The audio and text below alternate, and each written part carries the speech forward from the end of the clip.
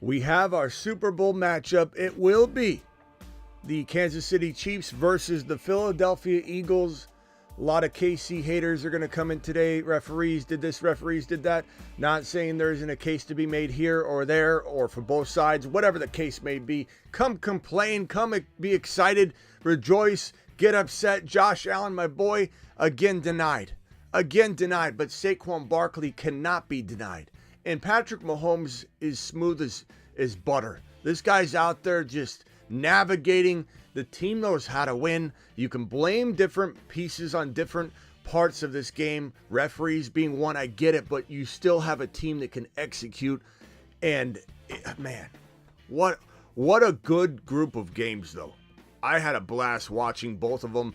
Our preseason prediction, the only thing I put in this box, the only two things I put in this box because I ran out of time, I was going to fill this box up with a bunch of predictions, was Fields would start week 1. Nailed it.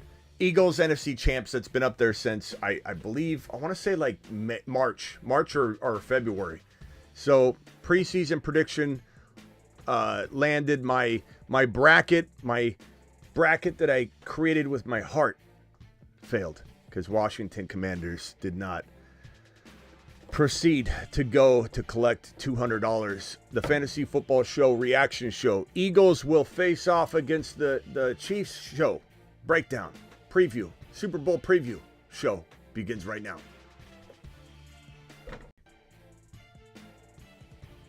Live from the FantasyFootballShow.com studios. It's the Fantasy Football Show. Live! Monday through Friday, 8 p.m. Eastern. Smitty is also live whenever news breaks. Smitty predicted the Super Bowl, I remember, in the beginning of the year. I did actually predict the Super Bowl, 100%, but at the beginning of the year. I will say that I since wavered. You know, I to be fair, I had the Eagles getting knocked off, but man, the Eagles brought it. Their defense is so strong. The Saquon Barkley with the defense is so strong. It makes everything smooth as can be. But yes, this was my preseason call. And we talked about the Patrick Mahomes would be the GOAT conversation, you know, of the entire offseason. People will be arguing left and right if he wins his third Super Bowl in a row, which I predict he will do. Eagles, they could win the game, no doubt about it. Saquon Barkley's a big reason why they would, probably the main reason why they would. So if the Chiefs can lock down Saquon, which we've seen happen before. There have been games throughout the year where Saquon's bottled up all game long. Usually he breaks out and has a big long run, but if the Chiefs defense can lock down Saquon, then it's going to be a really close game. And what happens in close games, the Chiefs know how to navigate that better than anybody. I think the Eagles might have a little bit more vulnerability to collapse if it's a close game, but man, Mahomes is just, you can't stop him. You can't stop him. Let's give Hurts a lot of credit today. Hurts did actually play good ball. You know, even Tom Brady said he was inefficient in some ways, but just was able to be clutch in terms of that running that he does, which is why he's so absolutely amazing from a fantasy perspective. Hurts is a top 2 to 5 quarterback fantasy. He is not inside my top 5. This did not change it. If you think I'm going to come in here and go, oh, Hurts is now top 5 quarter, like he's borderline. We said he's probably 7, 8, 9, 10, 6 to 10. But Hurts didn't prove he's an amazing NFL quarterback today. He's a good quarterback playing in an amazing situation, in an amazing system. And fantasy-wise, he's 2 to 5. He can be 1 to 5.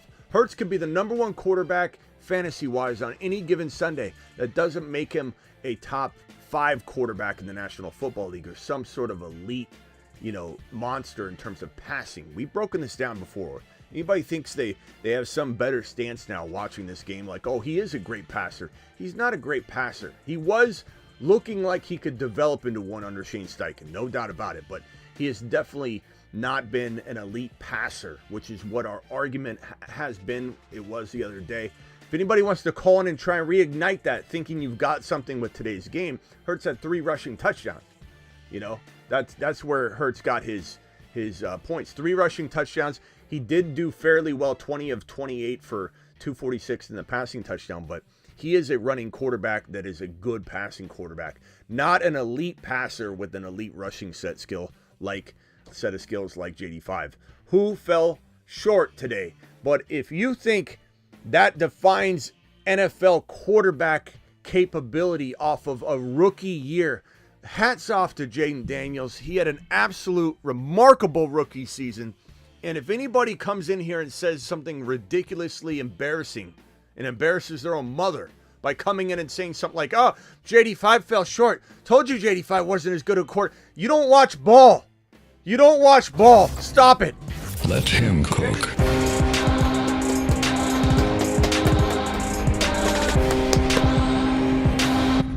JD clapped back all year long. And it wasn't JD that fell short. It was the turnovers that his team continued to toss out onto the field like there were gifts and presents to the other team. Horse crap call for the refs not to give the first down, says Matt. I know a lot of you are going to feel that way. I get it. Casey, get bailed out again. Why do I watch still? There's still plenty of other opportunities for the Bills to win that game. You can't blame everything on one call that there's a little bit of perspective to. I'm not saying I don't share your perspective, but it wasn't like it was this much, bro. You know what I'm saying? Like, you can't. I get a little tired of people wanting to blame everything on the referees all the time. You know, whether your team loses or not, there's a lot of plays that you need to connect on. Kincaid should have grabbed that ball. Josh Allen should have put his team in a position where you aren't relying on a first down measurement. They shouldn't have done the tush push 8,000 times in a row when it wasn't working, especially over the left guard. Over and over and over. Telegraphed over and over and over. Let's not pretend there weren't a ton of opportunities for this game to be won. The referees don't win the game for you. Everybody just cherry picks when they want to use. This is why they lost. There's tons of reason. Ask a player. They'll say we didn't lose because of that. We lost because we didn't put ourselves in a position to win. There's a lot of things that could go through your mind. I appreciate your super chats, and I'm not mad at you, and I appreciate and respect your take. I'm just giving mine, but I appreciate you, my boy. Thank you for dropping the two super chat wads.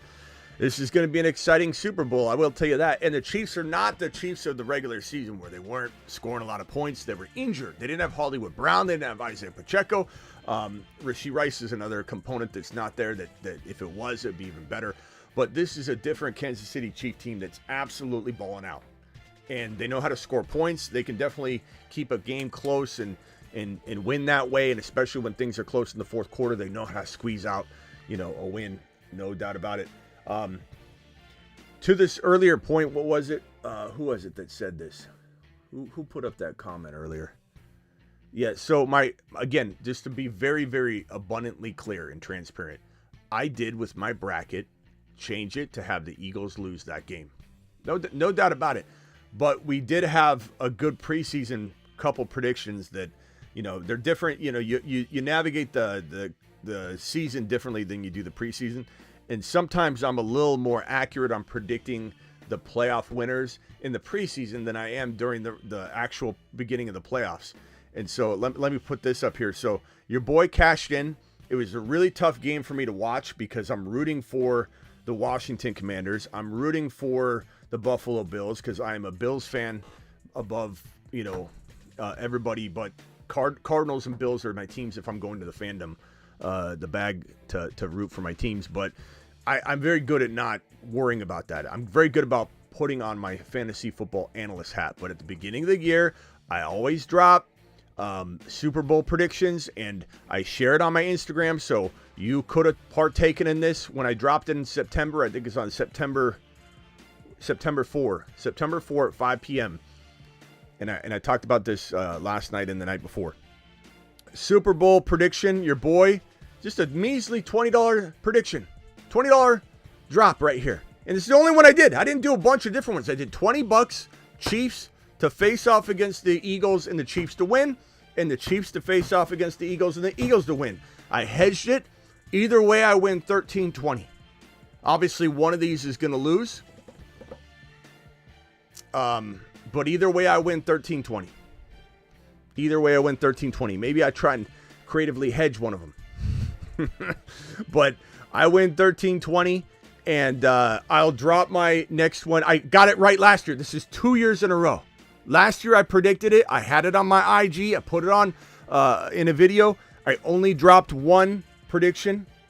And so this is back-to-back years. I predicted the actual matchup, and I did the hedge, so I don't need to predict the winner.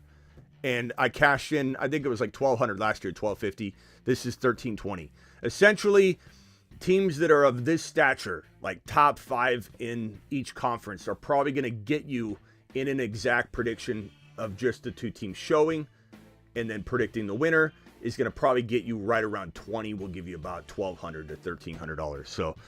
So I cashed this in. I was not rooting for this. It was a very torn day for me because it's not how I wanted it to go, to be honest.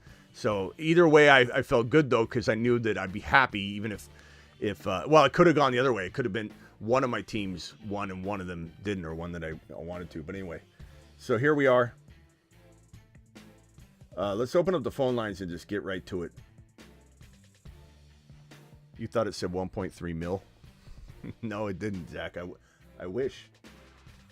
I wish it did. Okay, dial in if you want to discuss this. Call into the show. Call into the show.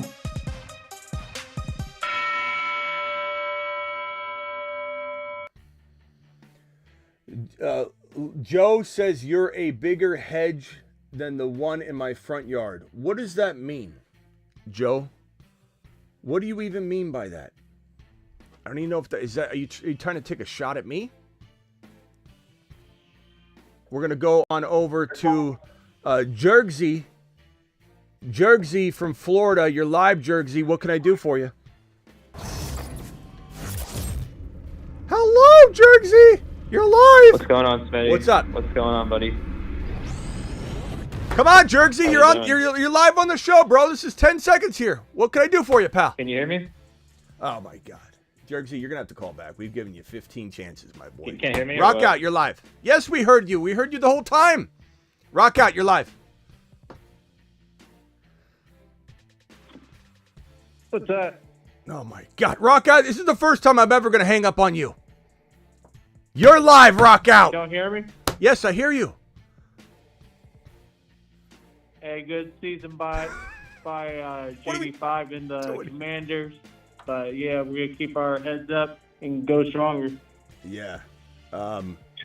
It's you know, in a way it's, I don't want to say it's good. The takeaway would be that they got where they got. And Jergsy, try again. And at the end of the day, it does kind of lock in the fact that this team is going to make a big move. You know, like if they won it all, again, this is the only, I'm not saying that it's good, but silver lining is that this team isn't going to be like, oh, we did it. We don't necessarily need to go overspend. Let's be conservative with our draft capital. Let's kind of build to the draft slowly. Like they may go get T. Higgins now.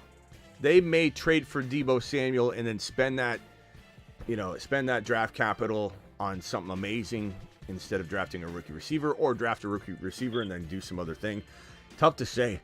But I do think it triggers the Washington Commanders. The loss will trigger them to say, we did it. We are amazing.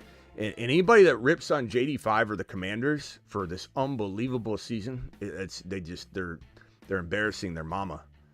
Like there's nothing embarrassing about being a Final Four team and being what people would consider in retrospect, if you could go back and vote on it, which you can, it's really already decided. JD5 deserves to be in the top 2 or 3 MVP conversation. In my opinion, if we're defining it regular season, there's only 4 names that should be considered. Lamar for regular season, because that's what the award is. It's described that way. We have to accept it. So Lamar and Barkley and JD5 and Josh Allen. Those are the only 4 players that should be considered for regular season MVP. Yeah.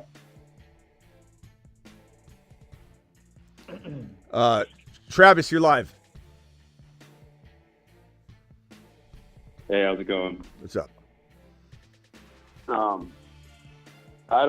I just can't understand the going to the left on that sneak Oh, 4 no. straight times. It's like, unless you're literally only playing analytics, which are going to tell you eventually it's going to work, like, that's a borderline, like, fireable offense in a game like this, to just keep doing that when they clearly have the number on that.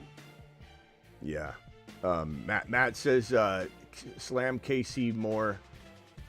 Eagles got no chance. One-dimensional, says Matt. I don't know if I'd say one-dimensional, but I'd say that, yeah, to what you're trying to say, I think I'll try and say it more eloquently so it doesn't offend other to Eagle fans. But, like, if you shut down Barkley, it's kind of like shutting down 3 engines on a 4-engine plane. Like, there's still an engine. There's still a chance. You can still do well. But Saquon Barkley is literally the fuel for this team to play at the elite level that it needs to play to beat Patrick Mahomes. And Patrick Mahomes, let's to be fair, is 3 engines of his team's 4 engines, maybe 3.5, maybe 4, maybe all 4. But you need to shut down Mahomes. You need to rattle Mahomes, like, obviously. So it's Barkley versus Mahomes defensively. That's what wins this game. That's what wins it. I was going to say, Chiefs fans shouldn't get too cocky because that Philly defense is really good. And, like, they're opportunistic, too. Yeah. And I know Yeah, Kansas they are. City takes care of the ball, but the Chiefs haven't faced the defense like Philly this year, I don't think. Yeah. They're always going after that ball. Jergsy, try calling it again. Don't take offense to me hanging up on you. You were there, and I what can I do for you, Jergsy? And it was Travis. Did you notice a big delay or no? On jerseys? No, when I said Travis, you're live. There might be- No. Okay. The only delay was because I had it muted. I had to unmute. Okay. Because I mute when I call. Yeah, it. me too. All right. Me too. And Rockout, I wouldn't hang up on you, Rockout. Maybe I will hang up on Rockout one time in probably the next 10 years. And Rockout, never take offense to it. It's a christening of sorts.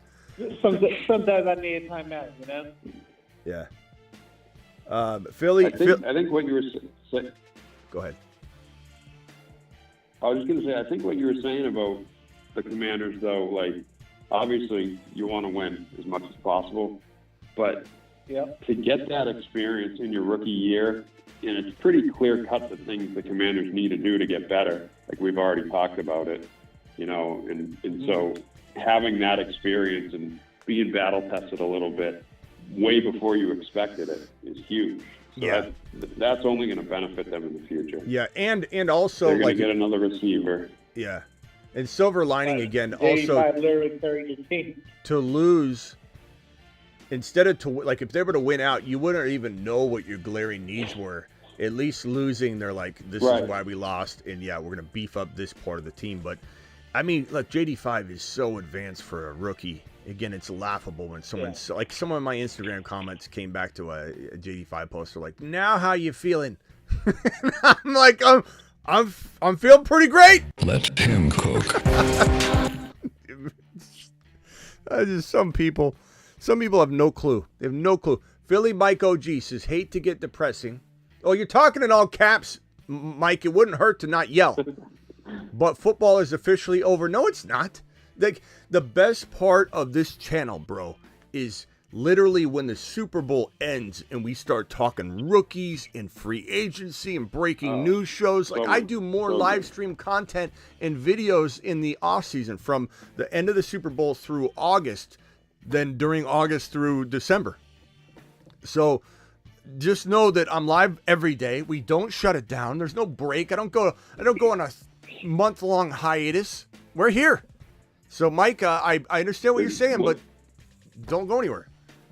Way more time for like phone calls and everything like that. Way more interaction because there's not so many, you know, which I'm not saying it's a bad thing, but during the season there's lineup questions, super chats like that. And there's so much more to talk about in the off season, actually. Yeah, think about it. And one thing that we're going to talk about a lot if this happens, if KC wins, but the Brady Mahomes debate, which, you know, was, I remember when I brought it up, I remember everybody was all bent out of shape about it when I brought it up in the offseason. And I remember specifically a lot of the words I used. I said, if Mahomes wins his third Super Bowl, and against the Eagles, mind you, if he wins his third Super Bowl in a row, I'm much more accurate predicting playoffs in the preseason, just so you know. I smashed it 2 years in a row. The exact matchup with getting that $20 turned into a $1,200 or $1,300 prize. But as I was saying, if Mahomes wins his third Super Bowl, and I kept saying if, we will start talking about, like, here's this, Brady's the GOAT. Let's just put this at 100%. Right now, walking into the season, this is like he's 60% capable of being the GOAT, to everybody. And if he wins that Super Bowl, that he starts going up into this like 90% area, debatable area, very gray area. And everyone's like, no, he's not the GOAT. He's not the GOAT. And I remember there's a lot of people against me on it. But this is going to be a topic that we have. This winning this, and I kept saying if, and I know everybody couldn't get their mind in the if, part of that. But if it happens, it's going to be a debate. And it's the reason it doesn't line up is because you're comparing apples to oranges. You're comparing Super Bowl rings to a three-peat. You're comparing an older player that has a lot more accolades to a younger player that has less, but boy, is he ahead of his game. So what do we consider and factor in there? And it comes down to a debate of, are you considering how much gasoline is still left in the tank for Mahomes when you're making your GOAT conversation or prediction or assessment? And the people that say they need to see it physically, it all needs to be in their hands at the end of it all to judge it, you're going to view it different. So you got to understand that people that come to the conversation in a predictive sense are going to have a different take than somebody that says, I need to be feeling the actual data in my hands on a floppy drive in order for me to actually analyze it. But it's going to be a fun debate. I think we do need to wait until if Mahomes wins his third Super Bowl in a row to really come in and have that kind of conversation. But things change quickly for people when something happens. Like JD5 he's good. Now he's amazing. Like, look at 1 year, what 1 year does. Christian McCaffrey's the best player ever. 1 year. Now he's, no one wants to draft him. A lot can change in 1 year. So we'll have that debate. George, you say Brady's a cheater. Well, I venture to say as many people are going to discredit all of what Mahomes does and blame it on the refs year after year after year. And the one thing that's common, the commonality between a GOAT candidate quarterback, between the two players that we're talking about here, the commonality is everybody hates them because people hate winners. And when you mix fandom in it and your team's not the one with that winner, like Travis is a New England fan. He has Brady, to thank for all of his memories that he has. Brady just did it over and over and over. Anybody that wasn't a Patriots fan, especially if they're a diehard fan of their team, especially a rival team, they hate Brady. And so that's naturally what you're going to get. You're going to get people that look for stuff. I'm not saying the refs don't favor KC. I'm not saying Goodell doesn't have one of these referees in his pocket somehow. I'm not saying that it's not possible and that he's like, look, Taylor Swift in the Super Bowl makes us millions of dollars more. Make it happen, Steve.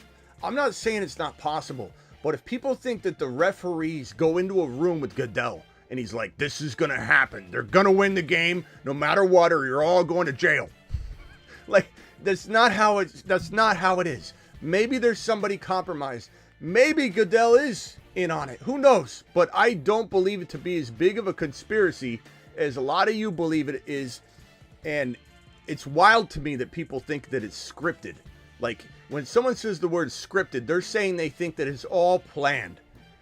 You think that other coaches and teams and I forget who was it that said this. Was it Ryan Clark or whoever said it? I forget who said it. But they're like, what do the teams say that aren't involved in the fix? If they're all in a fix in a rigged system, what about the teams that are like, wait, can we have a chance? Like, why are we going to play in this rigged system when we never win a Super Bowl? You think the Bills like this relationship? It's wild to me. But I do understand, though, that the refs are a part of this. I do not disagree that there are a lot of like calls that go the Chiefs' way. I'm not disagreeing with any of that. I just don't think you can fabricate this year after year. There's a lot of things that got to go right and a lot of things that got to go wrong. Maybe there's a sway or two here or there, but that game did not end on a first down call. That game ended on Josh Allen and the Buffalo Bills calling bad plays over and over and over, doing a tush push they know nothing about on the left side over the left guard, constantly telegraphing it over and over. That's why the Buffalo Bills lost the game. Coming from a Buffalo Bill fan, okay? I wanted Josh Allen to win a Super Bowl probably more than anybody watching right now. And I'm tired of everybody saying he's not good enough. He's not in the conversation. I'm tired of it. I wanted Josh Allen to win a Super Bowl. But there were a lot of reasons that the Buffalo Bills did not win this game. Go ahead. Let me go over to Jergsy real quick. Jergsy, you're live. What's going on, Smitty? What's up, pal? Hey, I just wanted to talk about that last play on the last Bills drive. Man, that would have been such a monster play if Kincaid would have caught that. That would have been like a complete game flip right there. I think they might have been able to score and win that game. Yeah. George says... Do you fault that on Kincaid or... Josh Allen's overrated. No, I mean, that was a tough ball. Like, he gave his team a shot there. Like, the announcer even said, like, even Presti gave his team a chance with that potential play. That was a tough... You can't blame that on Kincaid. I will blame other plays on Kincaid, though. Kincaid dropped another ball that should have been a catch that would have been huge. Momentum swing. But, George, you're in the wrong place. You meant to go watch the Mickey Mouse Clubhouse show. Josh Allen overrated. This is what I'm talking about. This is why I wanted Josh Allen to win a Super Bowl so bad, is because you guys define, sometimes guys like George will define something in a weird way. Like, oh, Josh Allen, like somebody that thinks JD5 is not as good as everybody thought because he got beat today.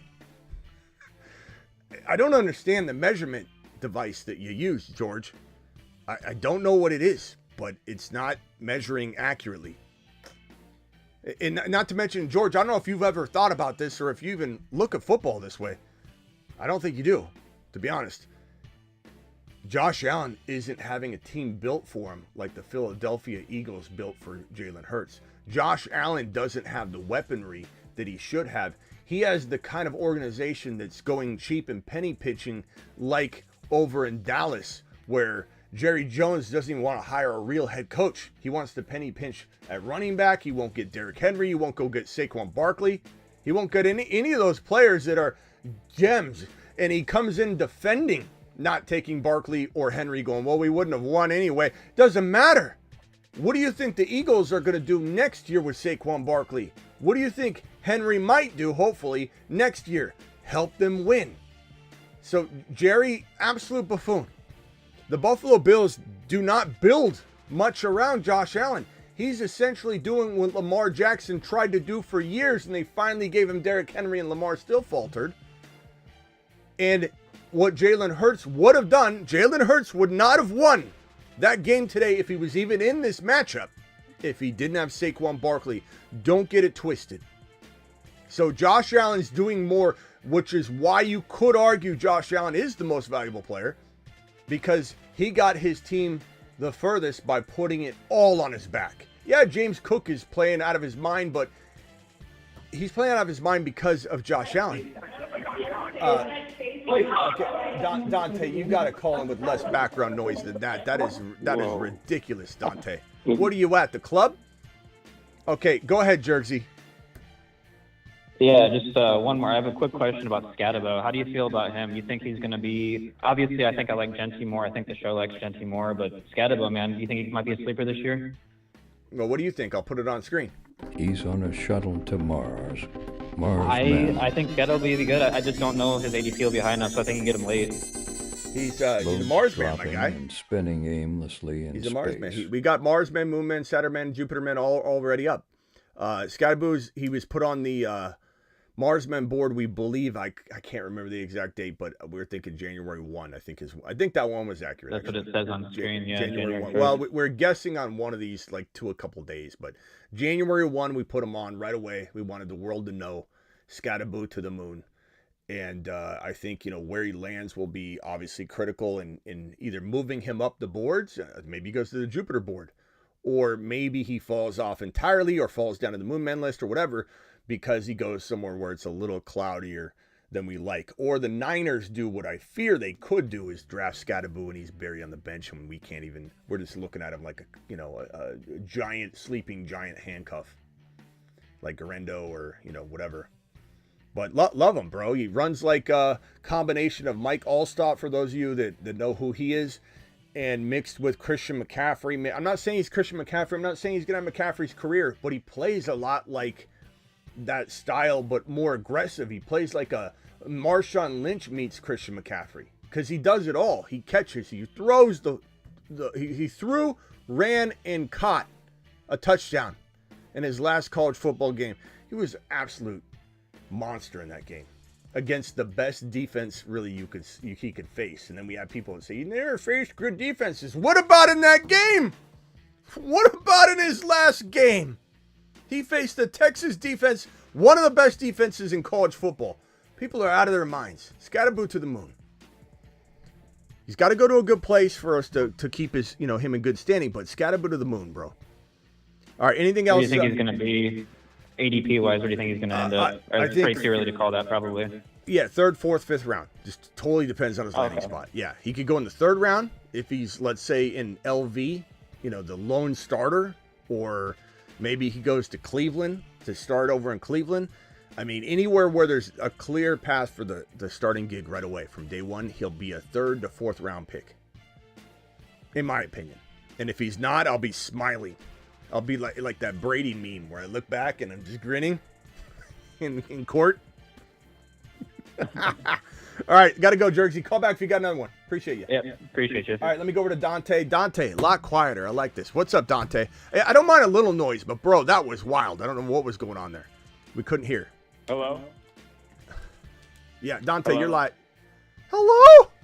Yeah, did you have my number saved or what? You said my name. I didn't even say it. Yeah, you've called in before, Dante. I did. I called him last week. We talked about Jaylen Hurts. I just, boy, you're I just came into paranoid to get my flowers. Dante, How'd he play today? Dante, that's a nice blue shirt you're wearing, Dante. I'm not wearing a blue shirt. I'm wearing my Birds jersey, Kelly Green. Okay, what can I do for you, Dante? Like I said, I just came to get my flowers about Jaylen Hurts. You came to get your flowers about what about Jaylen Hurts do you think you're going to get flowers on tonight? Yeah, I just wanted to say, what did you think about how he played today and how the Birds played? What do you think? Do you think they're going to beat the Chiefs or what? No, I think the Chiefs will win, but it's going to be close. Either one of them could win. But Jaylen Hurts was exactly what we thought he was. He's an amazing fantasy football quarterback. And if you put him in a great position, he's gonna be able to do well. He had 3 rushing touchdowns, bro. Like that's what he does. He's phenomenal. He's a top 2 to 5 fantasy quarterback, top 1 to 5 really, fantasy quarterback. But did today move him into my top 5? And he never was far out my top 5. So I don't know what sort of flowers. Fair. I don't know what sort of flowers you think you're gonna get today. You're not getting any. He's a 6 to 10 quarterback. If you're starting a franchise today, you are not drafting Jaylen Hurts over Mahomes, over Josh Allen, over Lamar Jackson, over JD5, over 1 or 2 more quarterbacks, maybe 1, and he's in the 6 to 10. That's in NFL quarterback standards and terms and analysis. He's 6 to 10. He's not in the same. He's one of the few quarterbacks that rank in the top 1 to 5 for fantasy, but he's not in terms of NFL. He is in an unbelievable system where he is propped up very much by a great run, if not the best run in football, behind one of the best offensive lines in football, with one of the best, if not the best defense in football. All those things help paint a picture about somebody that makes them look better than they are. But it is what it is. He's great for this team when this team is firing on all cylinders. He's a good quarterback. He's not an elite quarterback. He's a good quarterback that plays near elite when he's propped up in a good position. But there's just nothing changed based on this game. He had a great game. He's also had some very bad games. He's also struggled to throw for over 150 yards for multiple, like a month straight. So this is a good outing, a good affair against a very questionable defense that allowed 7 rushing touchdowns.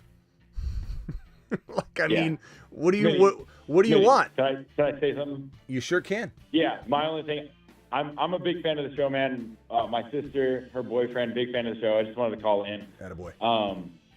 I'm just happy about the Birds, man. Okay. Like you said, a questionable defense. It's just the fact that Jaylen, particularly, and the Eagles have been questioned every single round, and they just prove it over and over and over again. It's like 55 points in the NFC Championship. It's like, give the boys their flowers. They are elite. The Eagles' offense is elite. They can score at will. And that's all I really called for. I don't know what more. I don't know what more flowers I can. Look. Hold on. I don't know much more flowers I can get. I wrote down in January that the Eagles would be the NFC champs. Okay, so that's sitting there on the board. It's been there the entire season. I just went over how in the preseason I made 2 wagers to hedge my bets here that the Eagles would face off against the Chiefs and the Chiefs would face off against the Eagles, and I picked the winner on each side. So I mean, I clearly like the Eagles, and there's no Eagle hate here. The only thing I think you're, or others, maybe not you tonight. So I'm just gonna say this, and then we'll talk about the positives.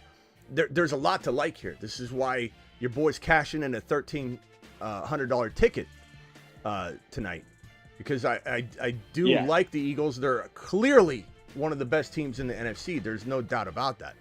I think this is their year where they could knock off the Chiefs, or they could be the champion. I do think they've got the talent. The defense is so good, bro. The Eagles' defense it's so good. It's number 1 defense in the league. And the reason why it's even the number 1 defense and not like 1, 2, or 3 are bouncing around to me is because it coincides with having the number 1 rush in the league. You guys have the number 1 rushing attacks. When you mix in Jaylen Hurts, it's not even close. Barkley alone is the best rushing attack in the National Football League right now, behind that offensive line, mixed with that defense that gives great field position. You throw Jaylen Hurts in there, it's crazy, man. You guys have the best run and the best defense in the league. And the fact that those go hand in hand 100%. is amazing. And Hurts is a damn good quarterback. And like I said, 6 to 10 is has he been playing like trash from a passing perspective, which was all last night's argument. It wasn't about he doesn't run well or he's a good fan. He has been questionable. Tonight he played great. And Thank you. Hey, Smitty, like I said, big fan of the show. I didn't come into, argue, talk shit. I like talking about football, man. I like your show a lot. We watch it every week. I just wanted to say that. Kind of. Just I didn't mean to go at. I appreciate you saying that though. I knew some Eagle or some Hurts people would call in tonight about last night's conversation, and so that's probably why I fired off on you. But bro, you got to be happy because if look, are the Chiefs playing their best football? Surprisingly, they probably are. We just don't. It doesn't look like that. It doesn't feel like it. So I'd say no. But maybe this is in their plan, just to look like this every game where they squeak by.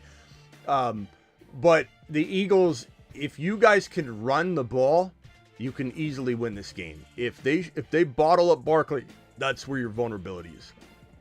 Because then Hurts will have to do it on himself, and I don't know that's going to happen. I'll let you take the next caller. Keep going. You can hang up on me, but I just wanted to ask you: do you truly believe the Chiefs got it, or you think the Birds got it? I think it's no question with our defense. I mean, putting up 55 points tonight, obviously against a better Chiefs defense, but I don't see how we lose this game. I think the NFL needs to do the rematch, and we take it, man. I appreciate you, and you're definitely, and I appreciate your fandom too. Like, there's nothing wrong with being like overly, predictive or excited about your team. But you say you don't see how they can. I mean, that just tells me that you're slanted toward it. But that's fine. I mean, what do you mean you don't see how they could lose? I don't think you could say that on the other side either, though. You can't say I don't see how Mahomes doesn't lose. Look, these are 2 really good teams. One has the best defense and best run in the league. The other has the best quarterback that maybe ever played the game. And so, fair enough. And the best coach, maybe, ever. And maybe one of the best tight ends to ever play the game that's still a factor. And then you got a good defense, a good rushing D in itself that's perfectly trying to match up against what you got going. So, I mean, I definitely could see how. Not to mention, this team doesn't lose, They lost one game. You can't even count the other game. They lost one game all year long, And they're better than any team in the National Football League at close games. I venture to say the Eagles I'm a little more fearful of in a close matchup. I think the Eagles do well dominating, blowing teams out of the water, but I do believe that in a crunch, when Jaylen Hurts has to throw a dime, that's where we start to say, okay, he's great, bro. He's amazing. You know, in this offense, he's amazing. But Mahomes knows how to win these, bro. And Kelsey's maybe the most experienced and decorated playoff player in the history of the NFL. Yeah. It's a lot going on there. And they got Taylor Swift, bro. You don't have that. Yeah, I don't know about all that. All I'll say is and the refs. And the rest of the week, up until the playoff, the Super Bowl, I'm going to be watching Jaylen Hurts highlights from the Super Bowl, and I encourage you to do the same and tell me how you see that guy losing again. That's all I'll say. And plus, my boy Saquon Barkley, you can't stop him. I don't care how good your run defense is. Your boy. That's my dog. Your boy. That's all I'll say. Your boy, we told you. We told you. Yeah, fair enough. All right, Dante, appreciate you later. But like I said, hey. All love. Do me a favor. I do this for a living. I don't need to go looking up players to watch them. I watch stuff all the time. All right, later, Dante. See ya. Do me a favor and look into Jaylen Hurts. Like, I'm not looking at this stuff all day long, bro. It's all I do. Okay, let me go back over to Rock Out. And real quickly, let me hit the phone line number. Dial in if you've got an opinion on tonight. And it's okay. I'm not trying to yell at anybody either. It's just, you know, there's multiple ways to look at this. Like, there's no KC doesn't have a chance, or the Eagles don't have a chance, or Jaylen Hurts isn't a good quarterback, or he can't play elite for one game, or when Barkley's in his bag, Hurts is just, you know, he can be a well-oiled machine. There's a whole lot going on. There's a lot of ways things could go. And anything can happen. I think it's wild and it's fun. I like that he thinks this, and it's his team. Dante's team is the Eagles. Like, it's great. I like hearing this thing, you know, go this way. But to say, like, I don't see how they lose. Like, I do. I can see how both teams lose. Not to mention the narrative of the referees, which he didn't address at all. Dial into the phone line. Call into the show. Call into the show. And yeah, can we all take a moment to acknowledge that Xavier Worthy's turning into everything we said he'd be? Like, this guy's absolute monster. And dare I say, we're a little early on it, like we are so often with some predictions, and get a little overexcited because we don't know when someone's going to blossom, and sometimes they do it right away. But Worthy looked great, and he's really developing into a weapon. And the Chiefs are learning when to use him, how to use him, to get him in high productive, high likelihood of, you know, completing a catch instead of dropping the ball, or putting him in an unadvantageous situation where he could get leveled. He's on jet sweeps. He's, you know, doing reverses. They're getting him the ball in space, and he's able to kind of maneuver out of bounds and not get hit. And just what a step forward Xavier Worthy took. And I don't even know what that does for Rashee Rice, or the number one, you know, the argument for who's the number one wide receiver next year.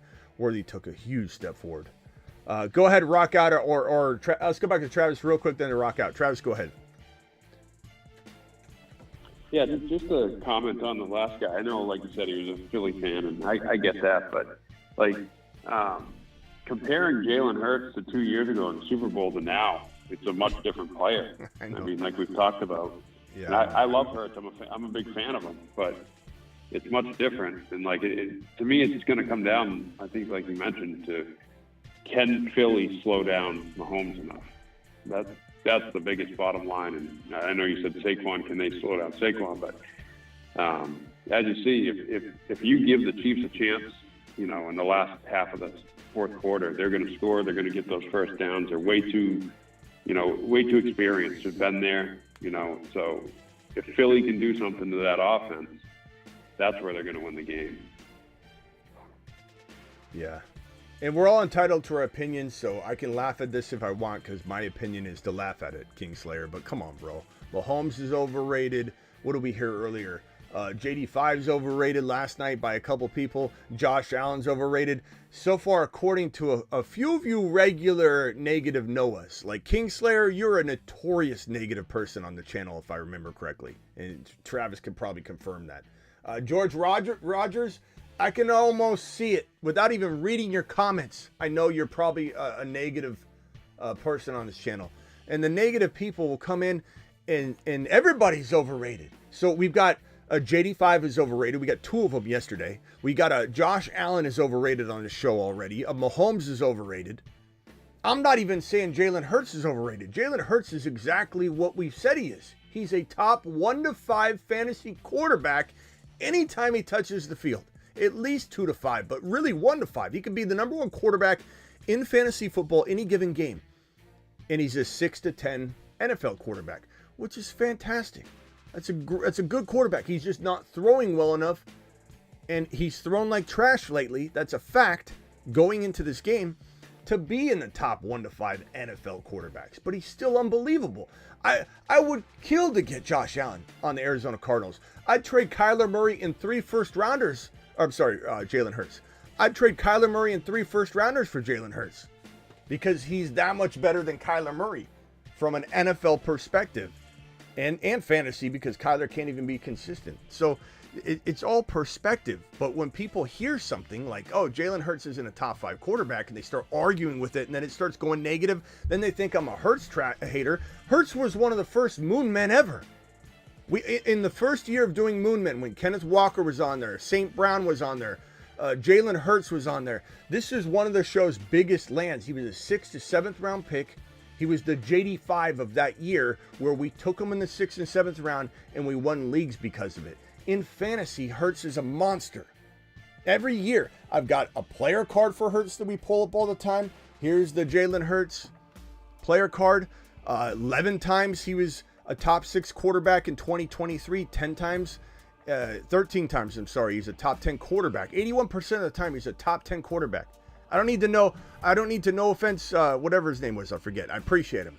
Dante, I don't need to go look up anything. We got it all up here and right here. And again, like Travis said, it is kind of a ridiculous thing to be like, go look up a previous Super Bowl. He's playing totally different, bro. You don't want to go look up a previous Super Bowl because it'll depress you.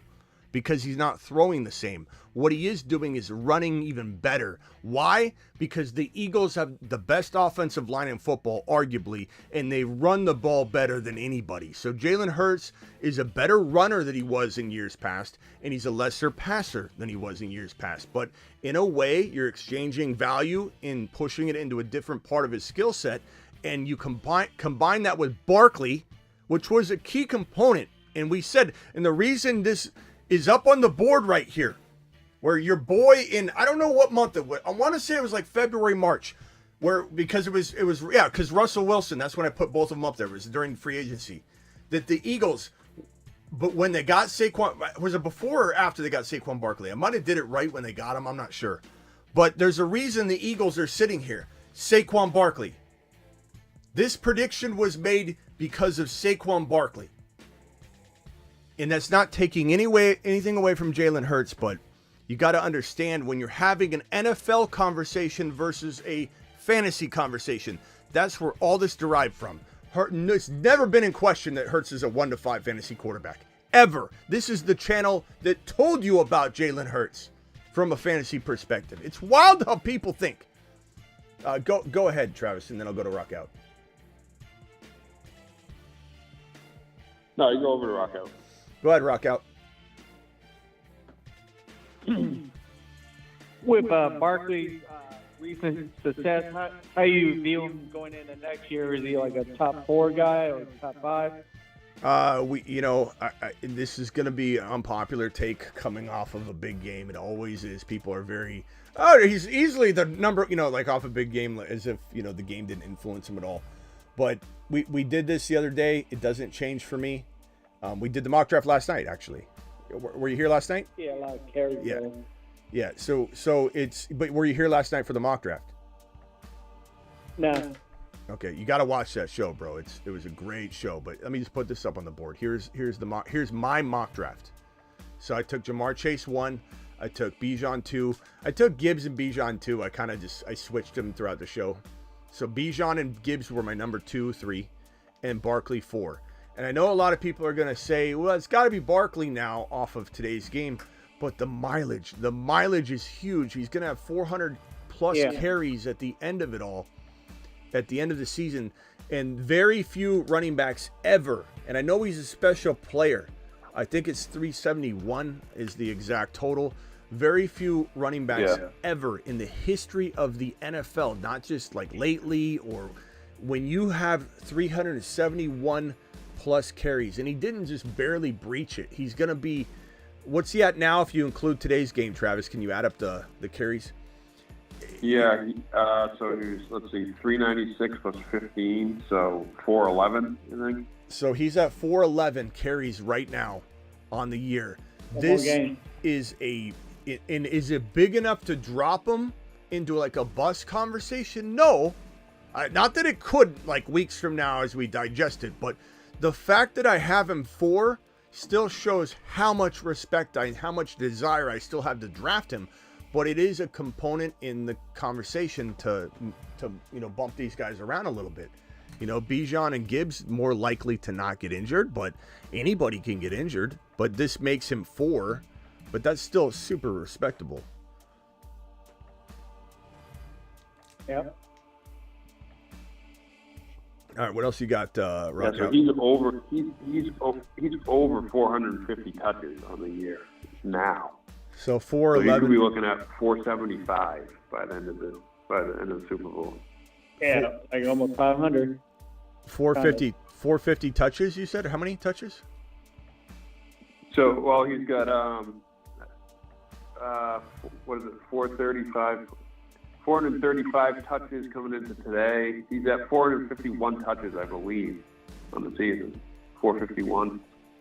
Okay, so 451 touches, 411 carries, yeah.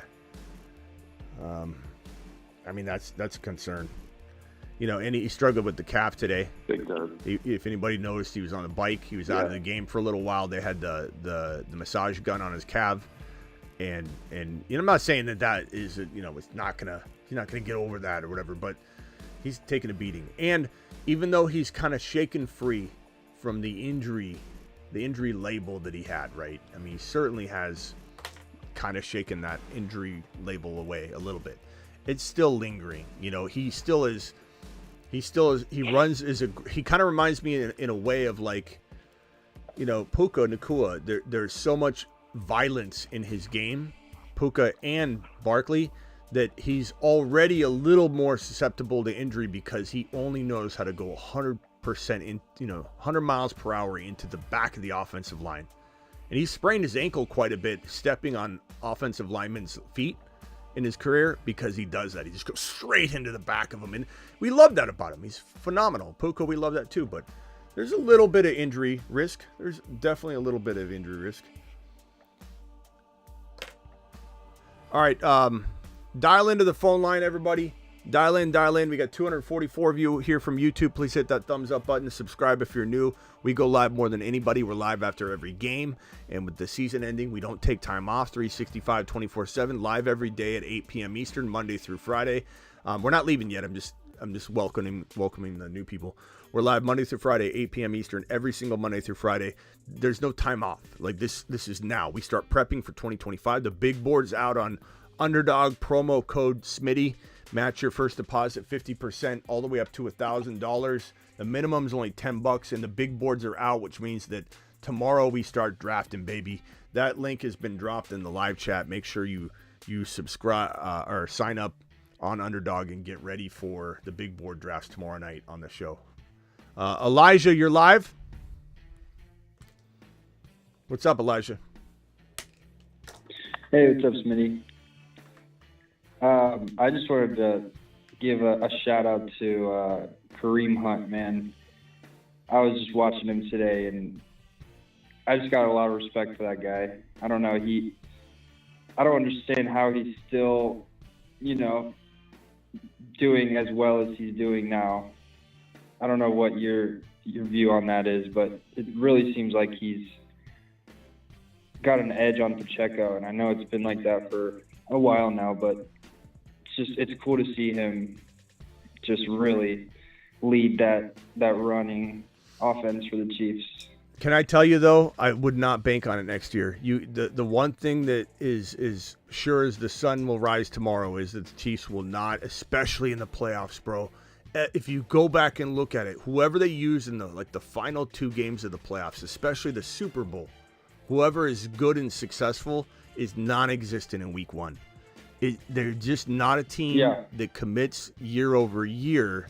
It doesn't connect. It's notorious. So I can definitely see that. But I agree. Like if I'm gonna go with an anytime touchdown on the Chiefs side of the fence, I might be Kareem Hunt. I think they love him. They love him right now, and he's playing tough. They love him. Yeah. Pacheco looks very out of sorts. It's just so cool to watch him. Yeah, Pacheco looks like he's a rookie. You know how we felt about Worthy early on. We're like, oh, get him the ball. Oh, he ran the wrong way. Didn't read the lane. Whatever. I'm starting to feel like Pacheco when he gets the ball, he looks lost. Hunt is seasoned.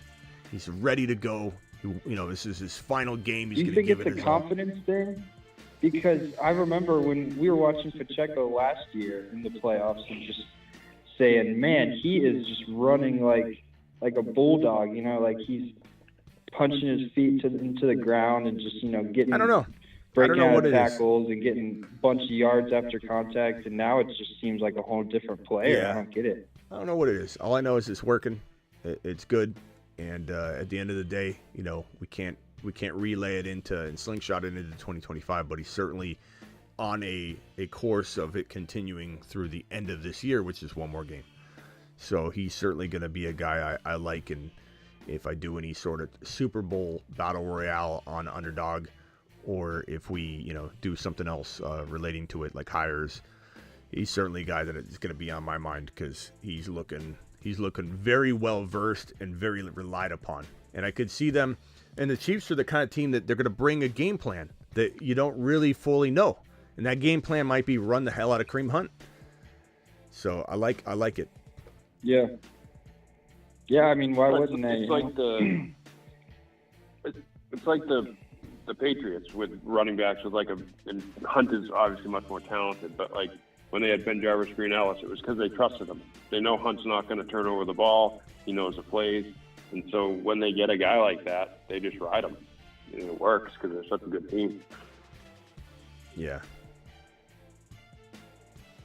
We'll see what happens. But yeah, there's no the Chiefs are going to clobber the Eagles or the Eagles are going to clobber the Chiefs. It's going to be a really good game.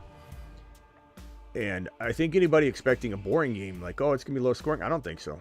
I don't think it'll be low scoring. You never know, but I don't think it'll be low scoring. Or maybe it's a little more low scoring than we want, but I think it'll be exciting. I don't think it'll be a boring game, hopefully. Maybe it could be a slow half. I don't know. I think there will be a lot of drama at the end, last drive, right. Patrick Mahomes going to win it or lose it. I could see that. It could be a very bland first half, but then get going for sure. That's the way I think. If it's going to be negative at all or kind of a disappointing, it'll be the first half. But yeah, there'll be some kind of clutch drive. I think it'll be a close game. I think that there's no way the Chiefs can get out to a big enough lead against the Eagles defense, I think. So it's going to be and not to mention they haven't played that way at all this year anyway. And I don't really think that the Chiefs D is going to give up 40 points to the Eagles. This is not the Commanders defense. So it's going to be like a 7-point striking distance type of game all game long. Or maybe a flipping score constantly. Maybe it changes scores 5 times. But you know what? If I'm going to drop my prediction, Butker wins the game. Feels very... Yeah, I see that. I think the Eagles have a good chance of just running them to the ground. I mean, I wouldn't say a good chance, but I think there's a chance that the Eagles end up just running them to the ground. And I mean, not blowing them out, but getting up by 2 scores. And did you guys? The Chiefs just, going up against that defense. I know it's Patrick Mahomes, but God, that defense is just. And another thing. Else. Another thing that people always look for, the referees' calls, they analyze them.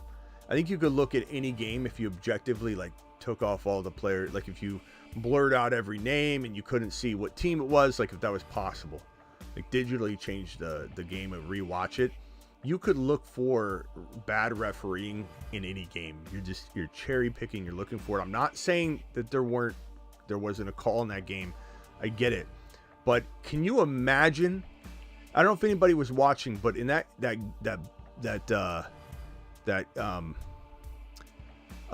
what was it? Oh yeah, it was actually the Josh Allen tush push at the goal line when Washington was trying to do everything they could to stop it, and they blatantly jumped over the line, and then it was like 4 or 5 plays in a row. And we've never heard this before. I'll be honest, I never heard this in my entire 20 plus years of playing fantasy football. Oh and yeah, being the NFL. automatic Hold on. NFL analyst, I've never heard this in my life, but the referee is allowed to call a touchdown for the other team if the other team blatantly does something over and over when it's, I guess, first and goal. I don't even know the exact rule. We'd have to look at it. But they literally said out loud, if we've multiple warnings to the Washington Commanders, if they try and blatantly disrupt the snap again, the referee has the right to call a touchdown. I have never heard that in my life. That is the craziest thing I've ever heard. If that was called in this game, the world would have lost it. The world, if we heard that rule for the first time out of a referee's mouth in favor of the Chiefs, we would have never heard the end of it. And when I watched that and heard that, and when I was like, that's all I thought about. That nobody said anything. I haven't heard anybody talk about it. No one's mentioned it. It was the craziest, I think, thing I've ever heard. And if that was the case, people would lose their shit. Absolutely go bonkers. And that's all I wanted to say. But go ahead. Yeah, I was laughing when he kept. He jumped over 2 or 3 times. Jumped over the defense. I think it was 2. But I mean, honestly, what does he have to lose? Either you're going to push it, an inch, or he's going to score, you know? I guess you might as well do that until the refs come up with a new rule and then threaten that. Yeah. I don't know. I mean, it was pretty funny in my opinion, though. I was laughing. Yeah, it was crazy. It was crazy. I don't think it's ever happened. Like, if it's happened, it happened like decades ago. Decades and decades. More than when I've been playing the game of fantasy. More than I think they said it's never happened when they actually made the call. Yeah, it's a crazy rule. Wait, like never made that call or never actually awarded a score? I don't think that they didn't make the call. The call is the score. Ever warned even. Yeah, I've never heard the warning in the 25 plus years of doing this professionally. In playing fantasy longer than that, I've never heard a warning for that. Crazy. Yeah, I mean, you literally have to read through the rule book to know that. You know, you'd have to look through the entire thing because you've never heard it. Pretty much everything that we all know, we've seen somewhere at some point, and we heard it, we watched it. So that's never been called. But can you imagine handing a touchdown to the Kansas City Chiefs? They're like, okay, you keep crowding Mahomes, touchdown. There would be turmoil everywhere. There would be riots. There'd be riots. I just couldn't imagine. That would be the funniest. Yeah. I'd pay to see it. I'd pay to see it. I'd give up my the win. I'd give up my $1,300 prize to see that. That'd be like some Jerry Springer TV. Just the referee blowing the whistle and running in and going, no. That's the third time you tried to stop. Touchdown. Have you seen those accounts on Instagram where there's an AI voice over the refereeing? And they're so funny. I don't know if you see those. All right, Elijah. Anything else? No, man. That's all. Thanks for that. Yeah, later, bro. That would be the funniest thing in the world. I don't think I could ever stop watching that over and over. That would just be hilarious. No. That's the third time you've encroached there. Mahomes would have scored. We're going to go ahead and give him a touchdown. Oh, my God. It would be... Nobody said a word about it. Nobody said a word about it in this game. I didn't hear anybody complaining about it. I think maybe we'll hear a lot about it tomorrow.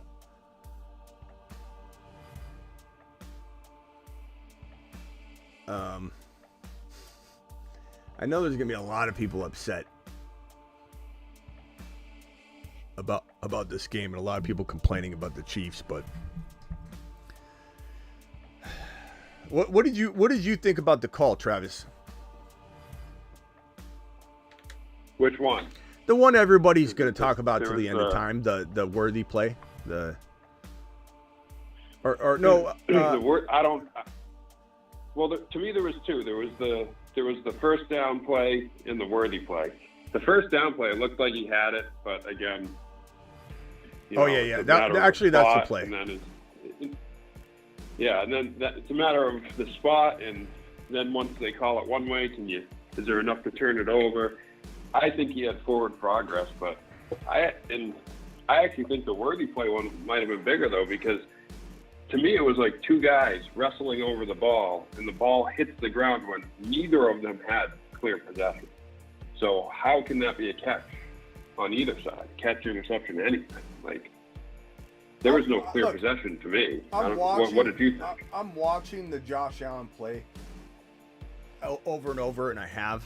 Like, there's debate there. It's not like it's clear cut. Like, there's debate where the ball is. His body gets over, but you don't know where the ball is. There's debate. It's not like it's 3 feet. So like that's where it's like it's hilarious to me. There's certainly an argument. I can understand where people are coming from, but what about the worthy catch though? Like, what did you think of that? I just don't see how, because, like I said, he didn't have possession of it, and the ball hits the ground. So the argument is that the ground cannot cause a fumble. The argument was that he had it pinned and it wasn't moving at all. Right. Again, a very debatable thing. I understand both sides of it. They're questionable. It's like the tuck rule and all that. There's certain plays that there's two ways to see it. There's very much two ways to see it. I think people cherry pick because it's the KC Chiefs, and they're definitely looking for it. Like I said, if this play happened, the Washington Commander encroachment thing happened, it would be anarchy. It would be, even if they just mentioned it. If you do that again, we're going to call a touchdown for Mahomes. We would never hear the end of even the threat of it. So it's just, I've watched the plays over and over. I watched them live with everybody else, but I've actually watched them over and over. And even that Josh Allen, you can slow it down and look at it. And the best angle we have, you can't even see the ball. And Josh Allen looks like he's over, but you don't know where the football is. And it's hard to see where it is. You could only assume that it's crossed. Like, logic would tell you, I will admit, that it probably is a cross, but you don't fully know. And there might be other angles that they pull out later that they didn't show us on the live broadcast, or that were readily available at the beginning. So I reserve the right to change my mind over what side I'm on. And I'm not even like picking a side. I'm merely saying that there's these two calls that everybody's outraged about. Calling the NFL completely rigged is they're arguable from both perspectives, and I appreciate both perspectives. I understand both perspectives. I get it. But again, it comes down to there's other reasons that the Buffalo Bills lost this game. And I think you ask the players themselves, they're not blaming these two plays. They'll tell you, we should have done a better job. We had it we had control of the game. All they had to do was score. Nothing happened on that final drive where the referees completely overturned the game. And they even had a chance where Kincaid could have grabbed that ball. So there was a lot of opportunity for them to win. They didn't grab a hold of it. And then I get the other parts of it. It's debatable for sure. Let me go to Travis one more time for a rebuttal, then I go over to Ron Navy, who I'm sure dialed in for this very reason. Go ahead, Travis. Yeah, so just real quick, my bigger question on that spot call is that you have the two referees running in from the sidelines. One guy has it as a first down, one guy doesn't. How do they decide which is what call normal, to go with? Because like that happens. Once you go to that point, which happens all the time, by the way. People were acting like absolutely losing their mind on it, saying, "Oh, one referee had it." That happens all the time. Yeah. Yeah. So my question is, how do you decide? Because basically on the field, you're deciding what the replay is going to be, because you almost know it's going to be not enough to overturn, which is the letter of the law. So whatever you're calling on that field is most likely what's going to stand in that situation. So in that sense, you know, and it could have been the Patriots 10 years ago, because I know they got some calls too and stuff. But like, I want to know, how do they decide who overrules who there? Is it, you know, do you have any idea? Well, the lead referee, you know, will make an overrule. Okay, so it just goes that way. Or the lead referee might be like, I don't have a good enough thing, so I'm going with what he says. But let me real quickly watch the other play before I go to Ron Navy. I'm watching the other play, and again, I'm watching this totally unbiased. I want the Bills to win the game. I'm rooting for the Bills to win the game. This is not biased at all. I'm even hoping I lose my money because I want the Bills to win the game. So I'm watching it right now, and again, ground can't cause the fumble. But there's some ambiguity about that. If the ball's moving and the ball's not moving, I understand how it looks, and I definitely could understand the refs not allowing that play to stand. I 100% would have supported it. I would have, just to make it abundantly clear. But watching it and watching the uproar and everybody getting all upset about it, like as if the whole thing's rigged. Why do I even watch? I'm not watching football anymore. When he had the ball pinned and it hit the ground, and the ground can't cause the fumble. So you got to ask yourself, was it moving? And some might say there was a little movement because he moved his arm, and others will say he had that thing freaking pinned, and the ground, it did touch the ground, but it's allowed to touch the ground. So it was a very questionable, very ambiguous, very debatable, both of those calls. But I just think that we're all so tuned to be looking for the refs to be on the side of the Chiefs every time. I just think people are looking for it a little more than they should be. All right, let me go to Ron, who I know is going to have an opinion on this. Go ahead, Ron. You're live. Yeah, it's not that it happens all the time, Smitty. Hey, what's up, Travis? It's not that it happens all the time. Everywhere else, anywhere else, it doesn't matter. We already know it's always going to happen with the Kansas City Chiefs. Always. Always going to happen with the Kansas City Chiefs. And we cannot have a game with the Kansas City Chiefs in the playoffs at all, ever, where the refs aren't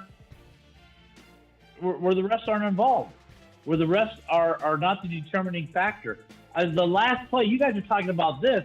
My big question is you know, if let's say Kansas City had the ball and they were down by 3, do you think that last play would have ended without a penalty, roughing the passer penalty? They slammed Allen to the ground. He literally slammed him. It was WWE. He slammed him to the ground. No call. What the hell is up with that? Right there, you know. It's not coincidence, Smitty. It's not. It's what we need to expect from the Kansas City Chiefs, because the NFL, we know this. Look at what Gruden had to go through and all this other stuff. They control everything. There's no oversight for the NFL. NFL can do what they want, when they want, how they want. There is no oversight. There is no consequences. They can fix whatever they want, and there's no consequences. So, yes, the refs, I totally believe, and until my dying day, that the refs are told to call one way and not the other way, and make sure Kansas City. How many times did they go to Swift during that game? Oh, my God, every single time. I admit they do want it. That's how the NFL wanted it. I admit it. That's how the NFL gets it. And the fact that the emblem, we already knew that, the emblem, what is it, all red and a little green in there, all red for Kansas City, green for Philly. We already knew what was going on. Commanders didn't have a chance either.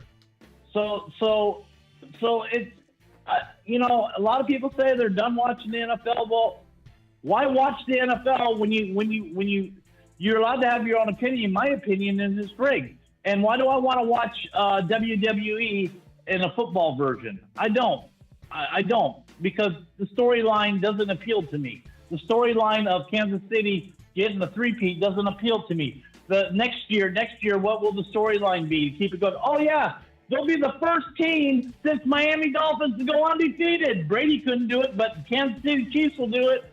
because that's what the NFL wants. I mean, I understand the take. Like I said, I understand both perspectives. I'm not even standing necessarily on one side or the other on either of those calls. I'm just merely saying I think we look for it because we are trained to expect it. And I do agree there are a lot of times the Chiefs get a call. I agree. But all the time. I'm not blaming the refs on the Bills losing the game. The Bills should have won the game in a lot of other ways. Did it help? No. Didn't help. It didn't help, but they lost the game and to say the Commanders didn't have a shot, they kept turning the ball over. That's all I'm trying to say is there's a certain amount of blame that has to go to the team that has a lot of control in this. There's only so much you can fabricate is what I'm trying to say. So I agree with you. I 100% agree with you. So we had another play. We had another play where Kansas City was stopped, and then all of a sudden the phantom flag comes in, and it makes them get a first down and go down and score. Yep. That was another one. Always happens with the Chiefs. When they're stopped, there's a flag always. There's always a flag. Go ahead, Travis. Keeps their drive alive. When you're a great team, you get the benefit of the doubt, and I get that. That's all sports, You go to even LeBron and the NBA, whatever. Remember Jordan? And maybe that's even real quickly. But Remember Jordan? Jordan walked up to the ref and goes, "That's a foul." He goes, "You think so, Michael?" And he goes, "Yeah." He goes, "Fat." Yeah. All right. Okay. No one talks. Hold on. Let Travis.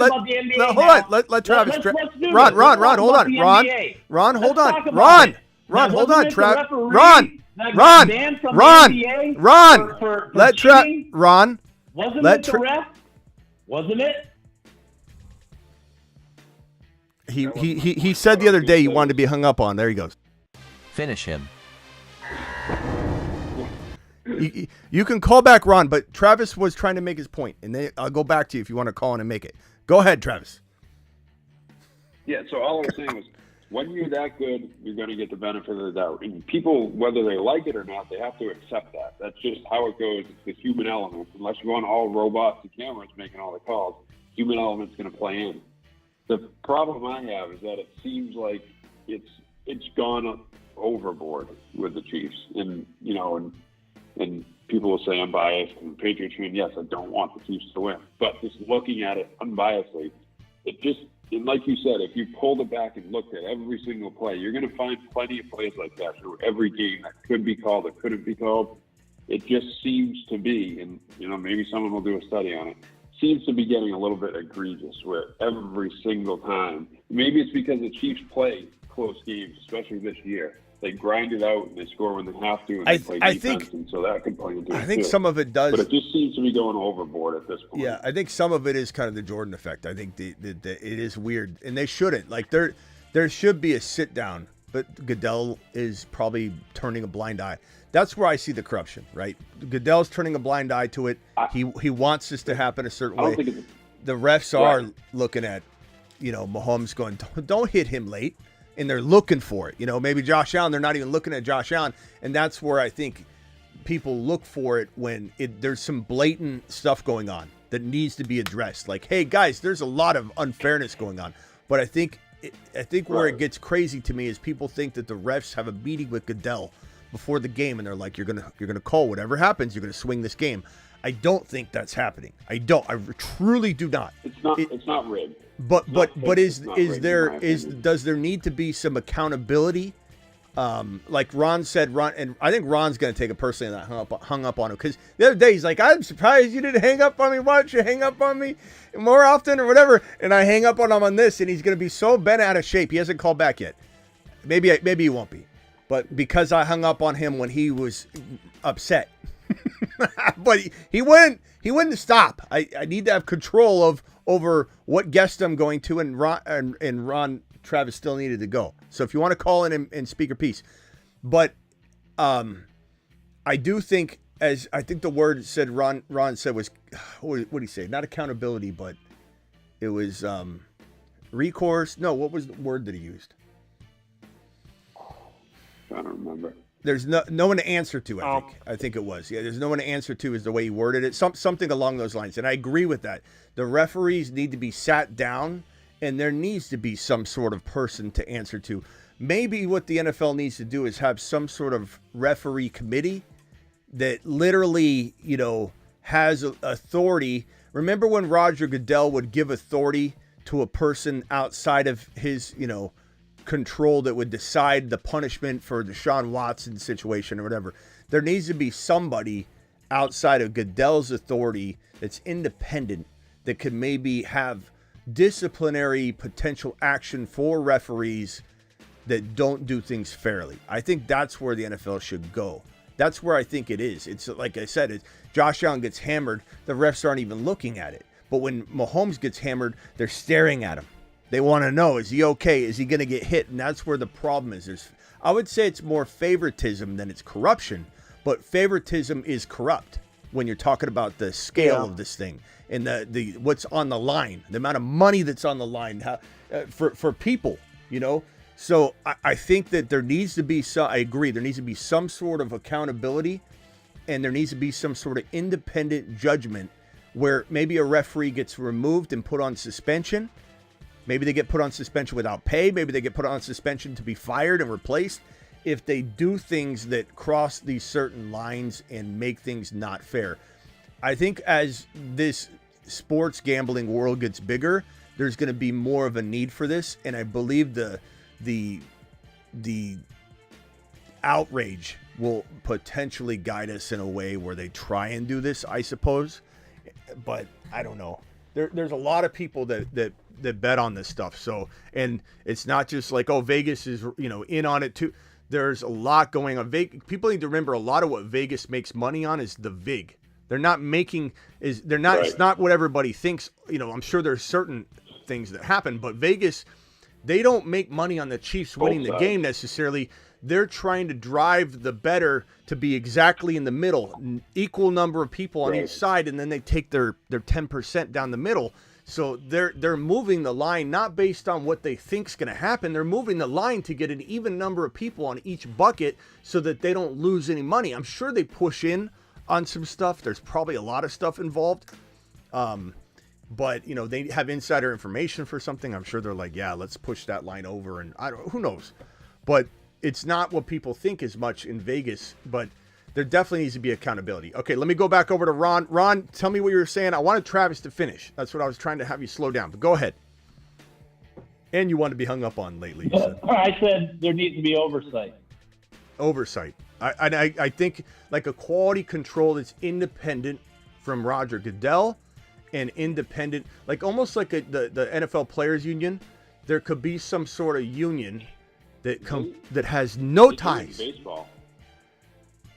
They do that with umpires in baseball, and they'll grade them, which is easier to grade on the strike zone and stuff. But just long story short, they'll take them off of playoff games and change things up with the umpiring crews if they have a bad record. Yeah, I think it's needed. I do think it's needed. I think that there's definitely, again, I define it a little different. I don't see. But you brought up a good point, because there are so many crazy people in the world today.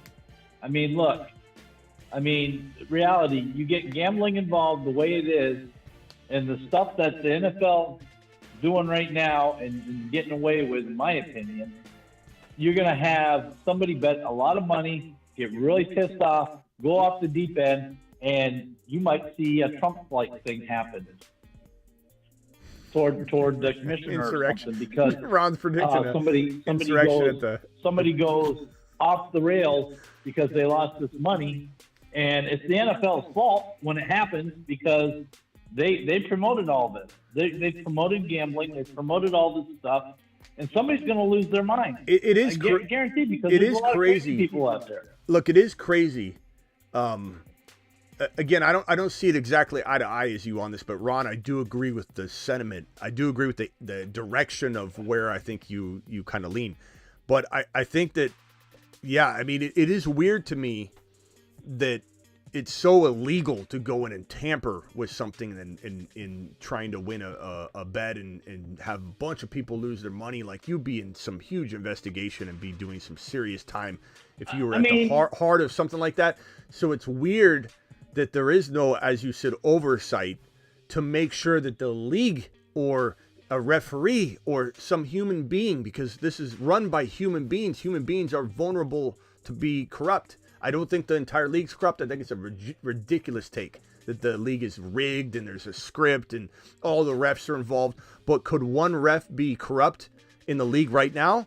Certainly, in my opinion, certainly a possibility, because they're human beings. What if he lost a lot of money and what if somebody, what if he bet a lot of money on a game because he had inside information, wasn't trying to throw a game? Maybe it was his buddy that was refereeing another game that wasn't his, and he tried to be a little bit innocent with it. I could just see it now. And he's like, I'm not involved in this game, but I have insider information. And the game goes awry, and he borrowed all this money, and he owes money to this very bad man. And now the very bad man has control of him, and he's throwing games for very bad man. And he's like, I'll tell him about tell your wife what you did in Vegas 3 weeks ago if you don't throw this game. Certainly a ref could be compromised. No doubt about it. So I do believe it is weird that so much money is in play and at stake, and there's no oversight with refereeing. I agree. I think there should be. I mean, back in the day when the mob was really relevant and pretty much everybody knew, the mob controlled all the sports. They controlled the bookies. They controlled it all, and they controlled the refs. And the umpires, or whatever you want to call it, they had their people, and it was behind the scenes. But that very well could be still happening with all this stuff. Nobody knows what is happening behind the scenes. Heck, I think you could say the same thing. Maybe somebody has something not bad on Goodell, and they own Goodell, and they're pushing them to do certain things. I certainly think that there's a possibility of a ref, or it could be. I mean, human being. It's possible. Goodell's a human being. Who knows? But I believe. I know they're talking about discussing being able to look at every single penalty using the review. I mean, maybe they need to, though. For next year, that's one of their big topics going into the offseason. Maybe that will fix it, though. Everything. I don't know. Maybe that'll fix it.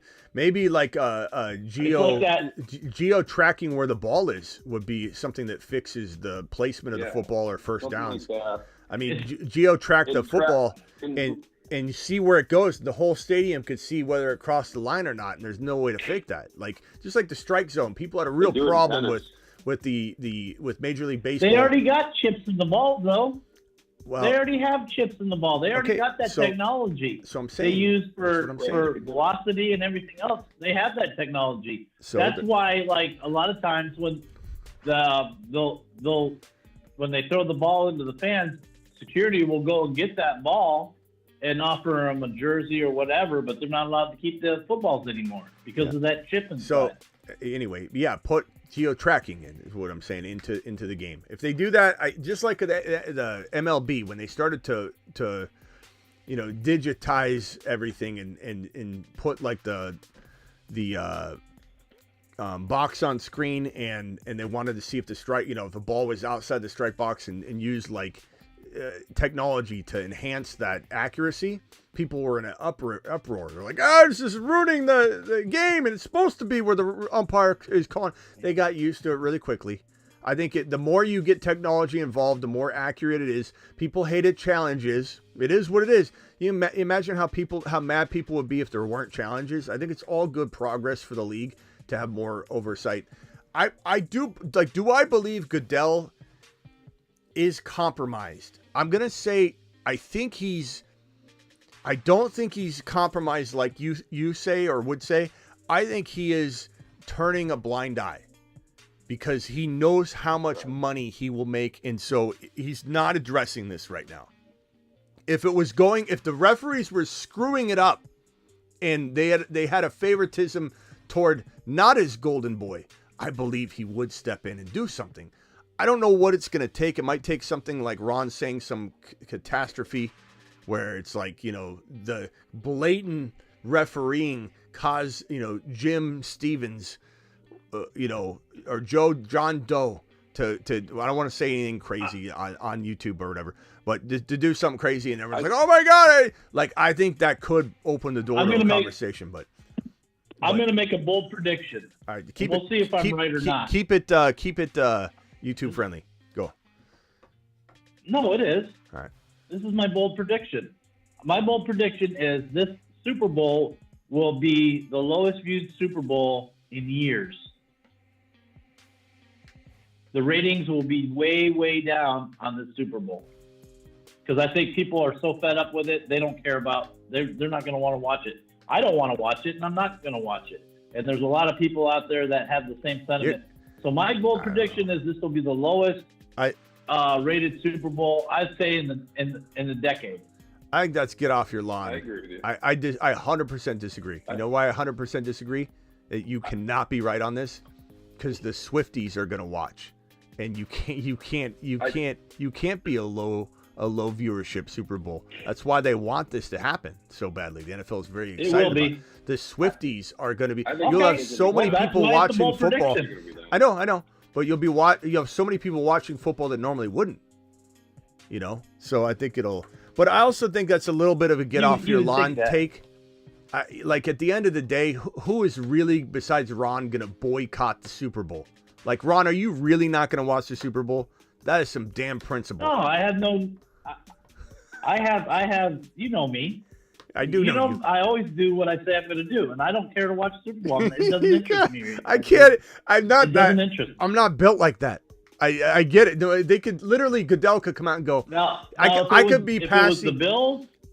I could be passing if Goodell. It was the Bills and Philly, or the Bills and Commanders. Yeah, that interests me. I could be passing Goodell in the parking lot. Because I already know what's going to happen. All right, Ron, hold on. We already know what is going to happen.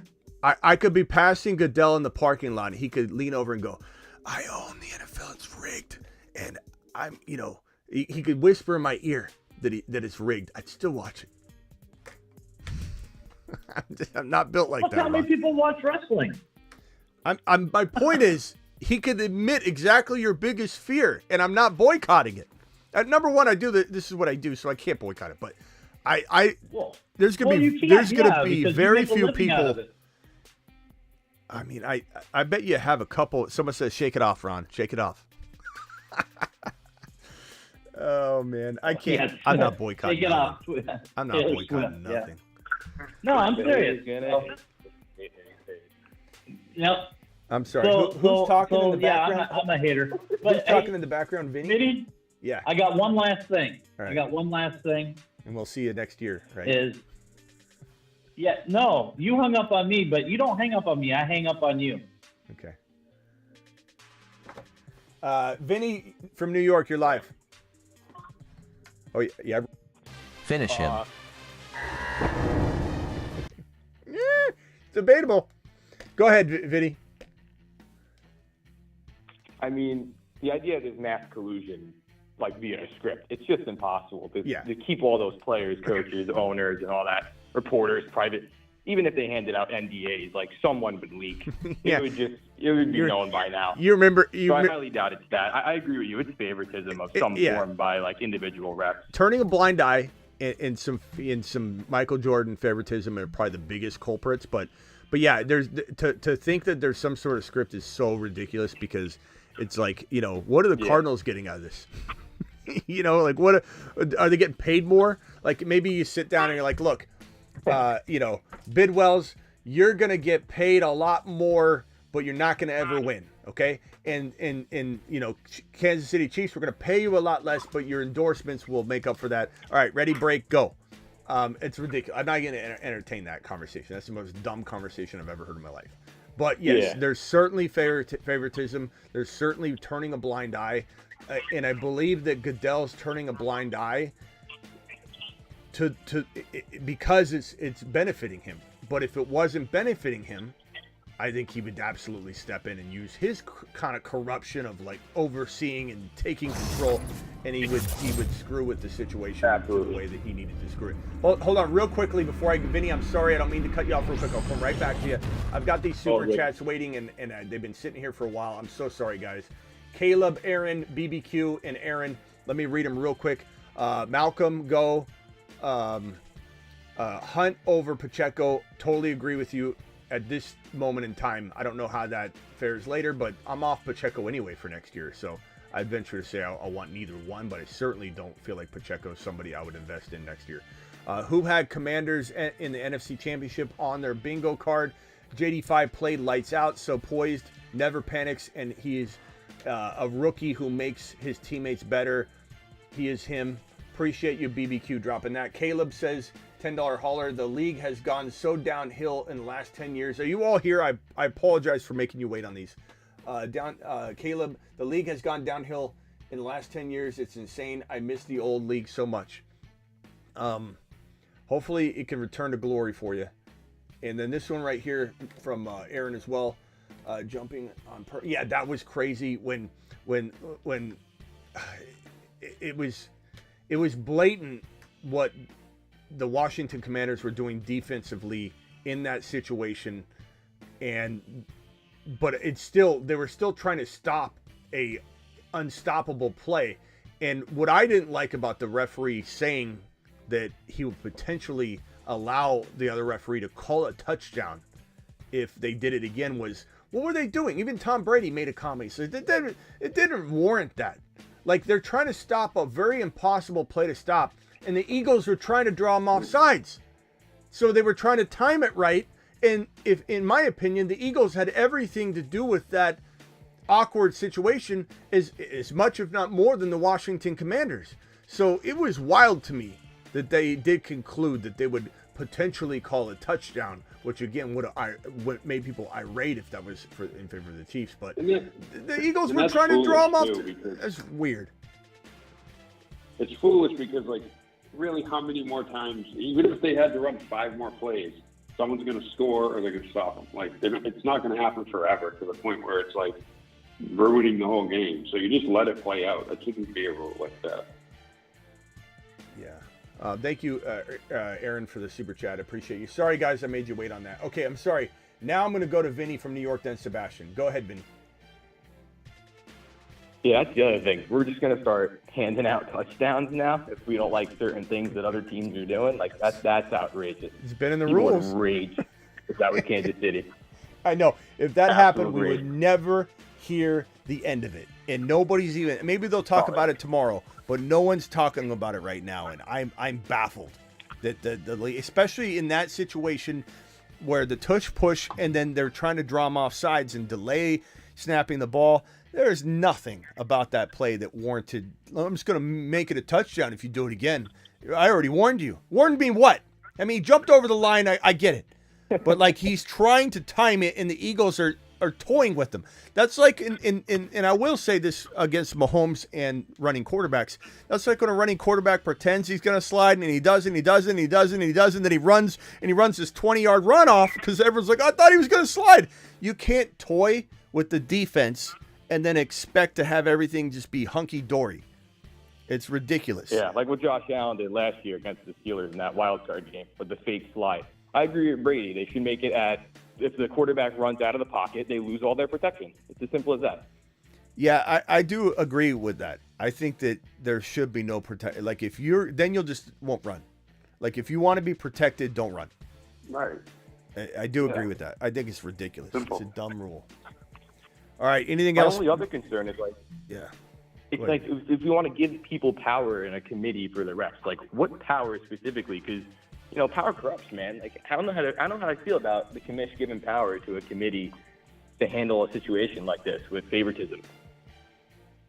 Well, I think if everything's out in the open, like, you could do it in a way where it's like it's pretty hard to hide what you're doing. Like, if everything was conducted in the open, that you could have, I don't know. You're right. Yeah, I mean, you'd have to. Basically, bro, it'd be handing out discipline. It wouldn't be that there was a committee deciding games. It would be a committee that says, hey, you refereed a bad game here, and you need to be held accountable. You're not refereeing for 2 months, or you're going to referee with no pay, or you're on a suspension or a warning or whatever. That's what it would be, is some sort of committee to be like, why did you call this? You will never call another game in the NFL if you do this again. And that way, that'll clean up the behavior, bro. You're not going to have referees giving favoritism. They're going to call it straight as an arrow all day if they know they're going to lose their job right away. How they going to, I think that's what you need. You need some sort of swift discipline. in order to shape up these guys that are controlling so much money, exchanging hands. Like, these referees have so much pull. There should be oversight. Oh, 100%. Something has to change. I don't know if we're all going to agree on how it should take place. And no matter what they do, there will be disagreement on how they handle it. So it's going to be a wild ride for sure. Yeah. Ron says, make football great again.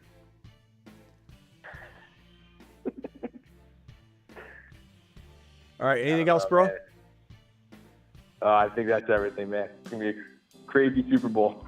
See how rigged that one is, if it is. Let's make football great again. Let's make it huge. I'll see you. Later. Sebastian, you're live. What's up, Smitty? I wanted to ask, what did you think about that call on that hit on Barkley in the sideline when he was running out of bounds? I think it was like in the second quarter. I think that was a penalty.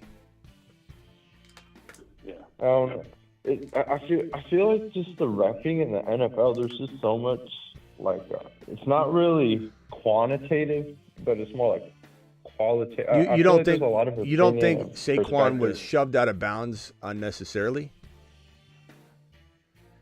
I mean, bro. Well, I mean, there's. Bro, he's already out of bounds. I'm talking about with like everything though, not just that. Okay, but that's what you asked about. I'm trying to like, knife into this exactly where you started to come in at. So I'm just saying, like, do you believe that Barkley shouldn't have been a penalty? Because the way I see it, there was no way for him to be in bounds any like, as soon as he was, even if his foot hadn't touched out of bounds, he was airborne out of bounds. There's no reason to level him on the sideline. He clearly was going up. I'm telling you, I know you guys, some of you, like maybe Ron, I think Ron said he agreed with some of what I was saying, and I agree with what some of Ron was saying. But I feel like I'm a very objective person. I would never say that Barkley should have been called or not called based on any sort of desire I have for an outcome or anything. I'm going to give you my objective take. If a football was dropped or it touched the ground, I'm the first person watching my team or my fantasy player and go, that's out. Nope. I want to be accurate. That's my goal. My goal is to be as accurate as I can be with everything I do. I don't have any, I almost in some ways don't even, I never do this because of all the best ball drafts I draft and everything, but it would be fun one year to not draft a single team and see if I would be even more unbiased or uncompromised to anything, especially during the year when I didn't have any player on any, but I can't do that. There's no way, but I'm intrigued by the idea. But go ahead, Sebastian, what else are you thinking what are you trying to say? No, I'm just saying, like, I was at a watch party today, and there were like conflicting opinions on that. And then like the Louisville thing, I agree that one was like totally out of pocket. I just feel like it's going to be difficult for the NFL to move closer to like a system like the MLB where they get graded on how they umpire the game. Because on the MLB they can see where they're calling balls and strikes, and they can see like tags and outs. In football, it's like some refs call PI, others don't. Well, that's what I've been saying. They let them play out. I mean, there's so many other moving parts in the NFL, like compared to the other sports. So I feel like it's going to be very difficult. I don't think it'd be that difficult to say if you had a committee and it was a disciplinary committee. Now you're right; they could be like, here's where the corruption could lie. They could be corrupted, and then they could say, let's corrupt that ref. And if that ref if he's untouchable, we'll get rid of him.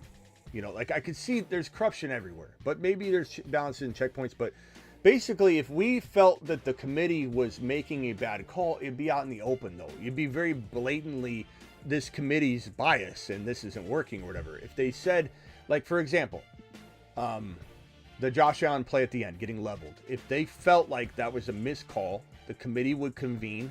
The public would probably, I imagine that the public outrage that happens all night long, they could read the temperature of it, and the committee could literally side with the people every time, and it would never be a bad decision. Like, you could almost go with the public reaction, the outrage in some sense. But if Josh Allen got leveled and the referee didn't do anything, the committee would hand down discipline and say, If you miss that call again, you'll be on probation. If you miss that call again after probation, you'll be subject to be removed from the league's NFL referee pool. And it's a harsh, thing, but look, you can't. I know mistakes will happen, but as money gets tied into this thing, it used to be the fan didn't have any skin in the game. There's no risk at all of him. A referee's he's human being. He's going to have a mistake. You can't have mistakes anymore. Not when there's millions and millions of dollars on the line in every single game and sometimes every single play.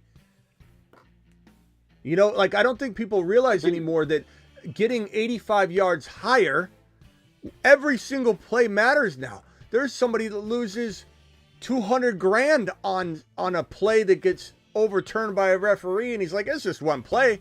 The game's out of hand anyway. That costs somebody $200,000.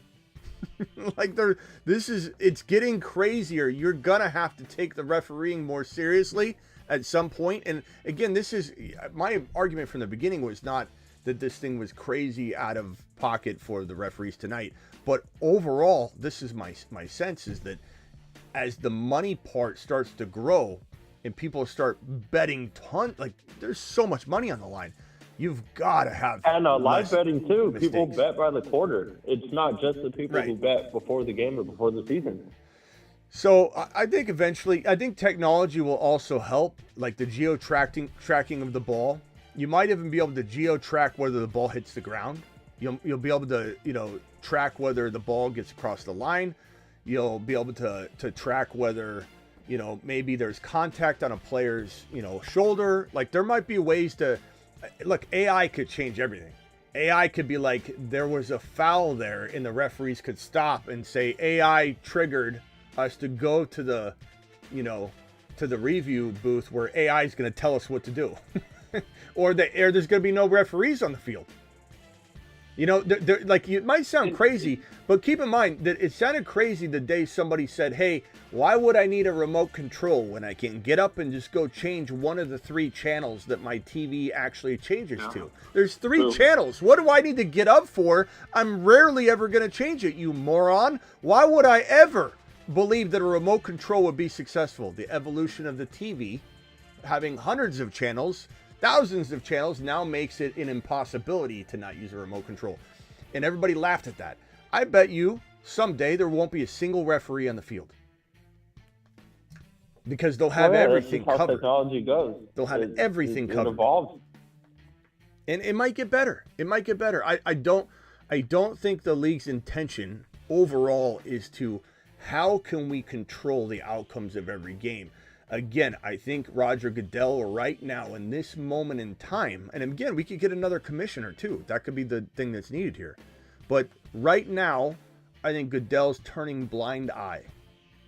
And I think the corruption is in the looking the other way because what is happening right now with the KC Chiefs is benefiting the league. But I think that... Well, when you got a 3-peat as your headliner and you got Taylor Swift, you're getting a lot more eyes. Yeah, so it's a blind eye. With that headline. Yeah, it's a blind eye. I don't think he's controlling it like puppets and a puppet master. I think it's him saying, I'm just not going to touch this right now because it's working for me.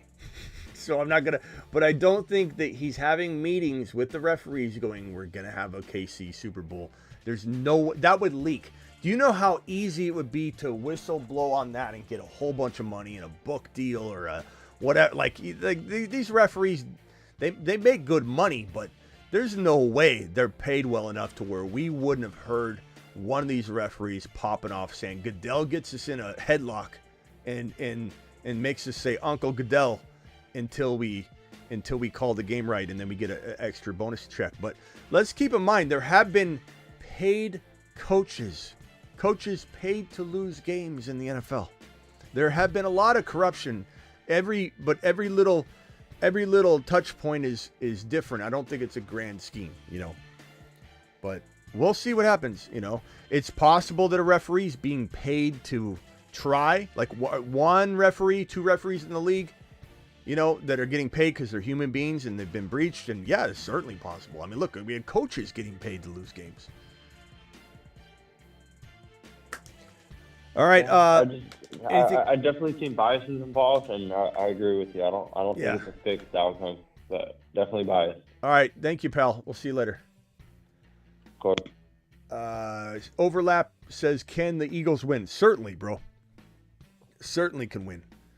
You know what the refs can't stop? Saquon Barkley. Unless they throw a penalty every time he has a 70-yard run. Holding! And we'll know because they'll show a replay.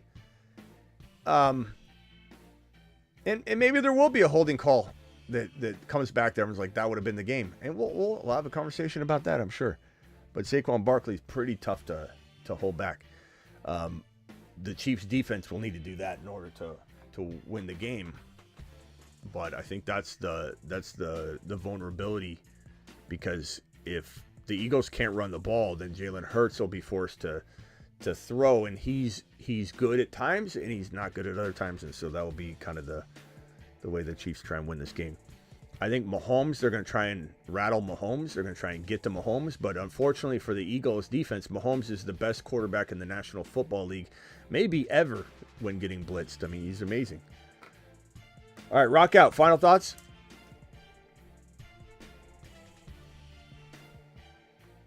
No, I'm good. All right, rock out, my boy. Appreciate it. Later, pal. Appreciate you. I was just kidding. I wasn't going to hang up on you, by the way.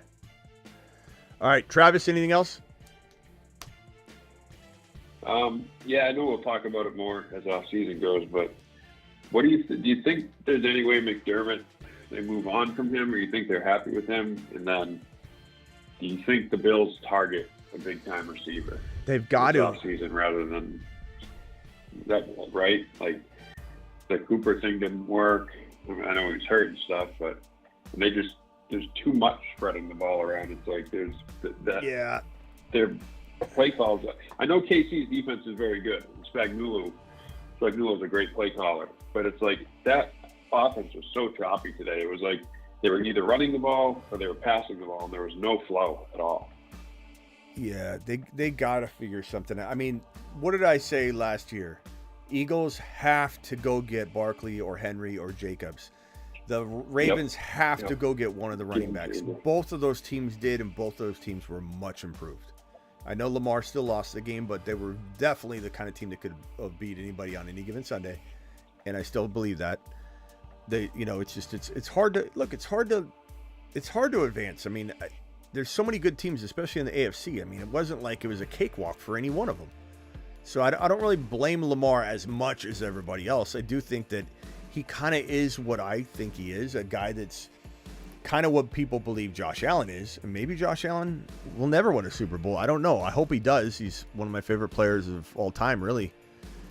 And so I was rooting for him tonight. I really was.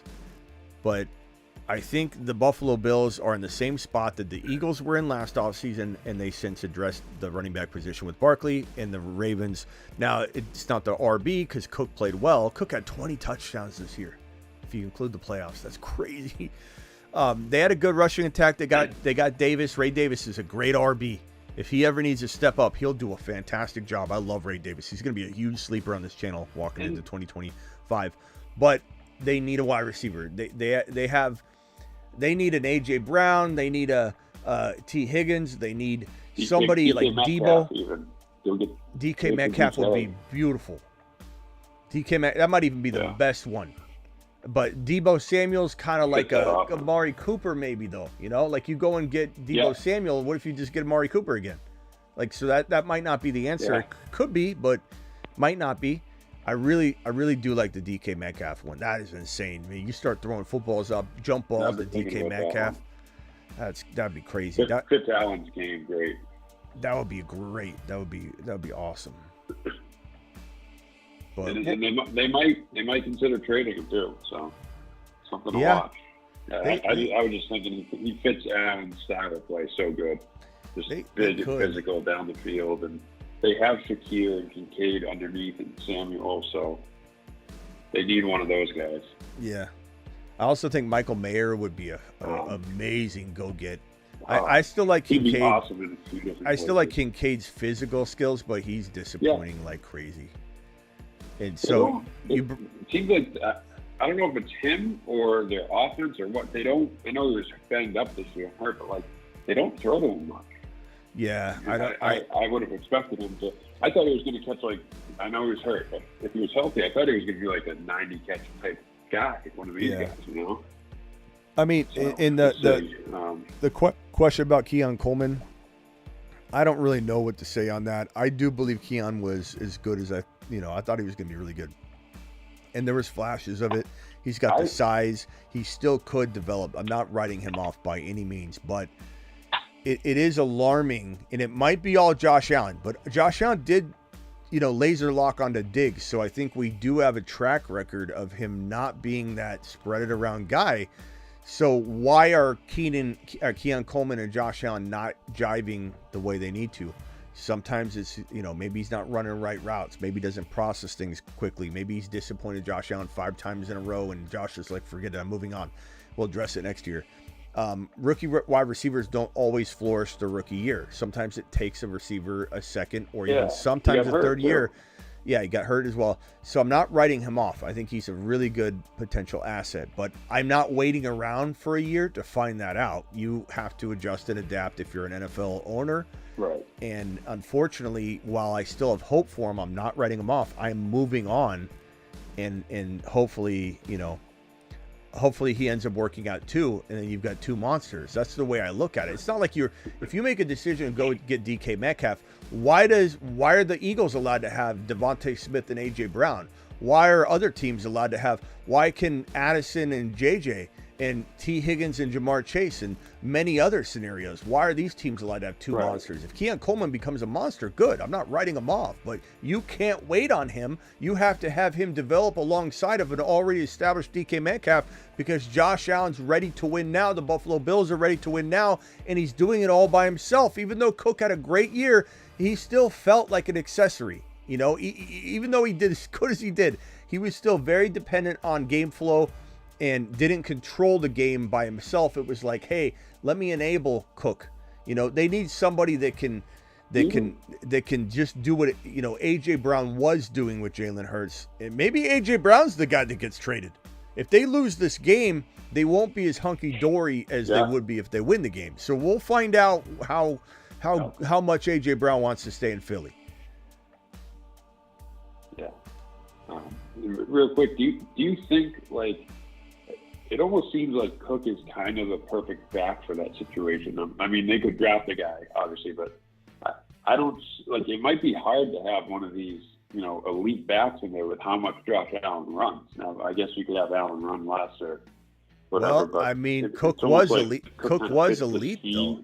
But I mean, Cook was elite, though. He had 20 touchdowns this year. So, I mean, they did have an elite back in this sense. But I guess what I feel about Cook is that I don't know how easy it will be to replicate that year. I think, to your point, they run the ball so much through Josh Allen that it's hard to count on 20 touchdowns. He had 20 touchdowns. This is a better way to put it. Yeah. From start to finish. But I do think that he's good enough with Ray Davis that running back's not what you need to address in the offseason. And I think that they'll be just fine running the ball. The balance is nice, but the balance needs to be in conjunction with a good receiving, consistent receiver in that production. I think this becomes a more powerful tool, the running game, via not Josh Allen, via everything else.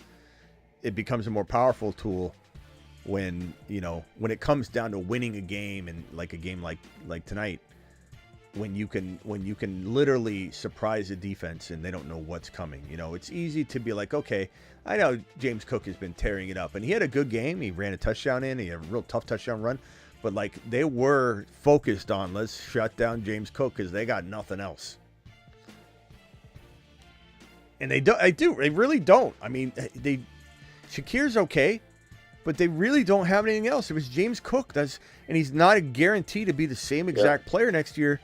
I just don't understand how, if you're the Buffalo Bills, you didn't make it a bigger priority to go get a big weapon. But you can bet your bottom dollar they're going to be on top of that this year. They have to be.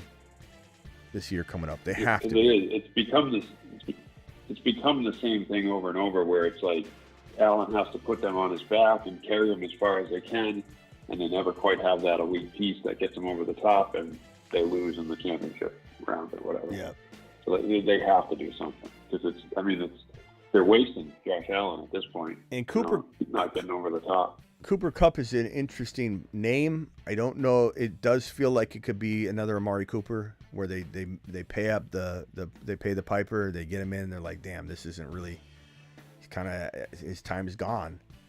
So it's kind of like I don't know. It depends if Cooper Kupp gets cut, which there's a good chance he gets cut, because teams that want him are going to be like, you know what, you're about to cut him. I'm not going to trade for him.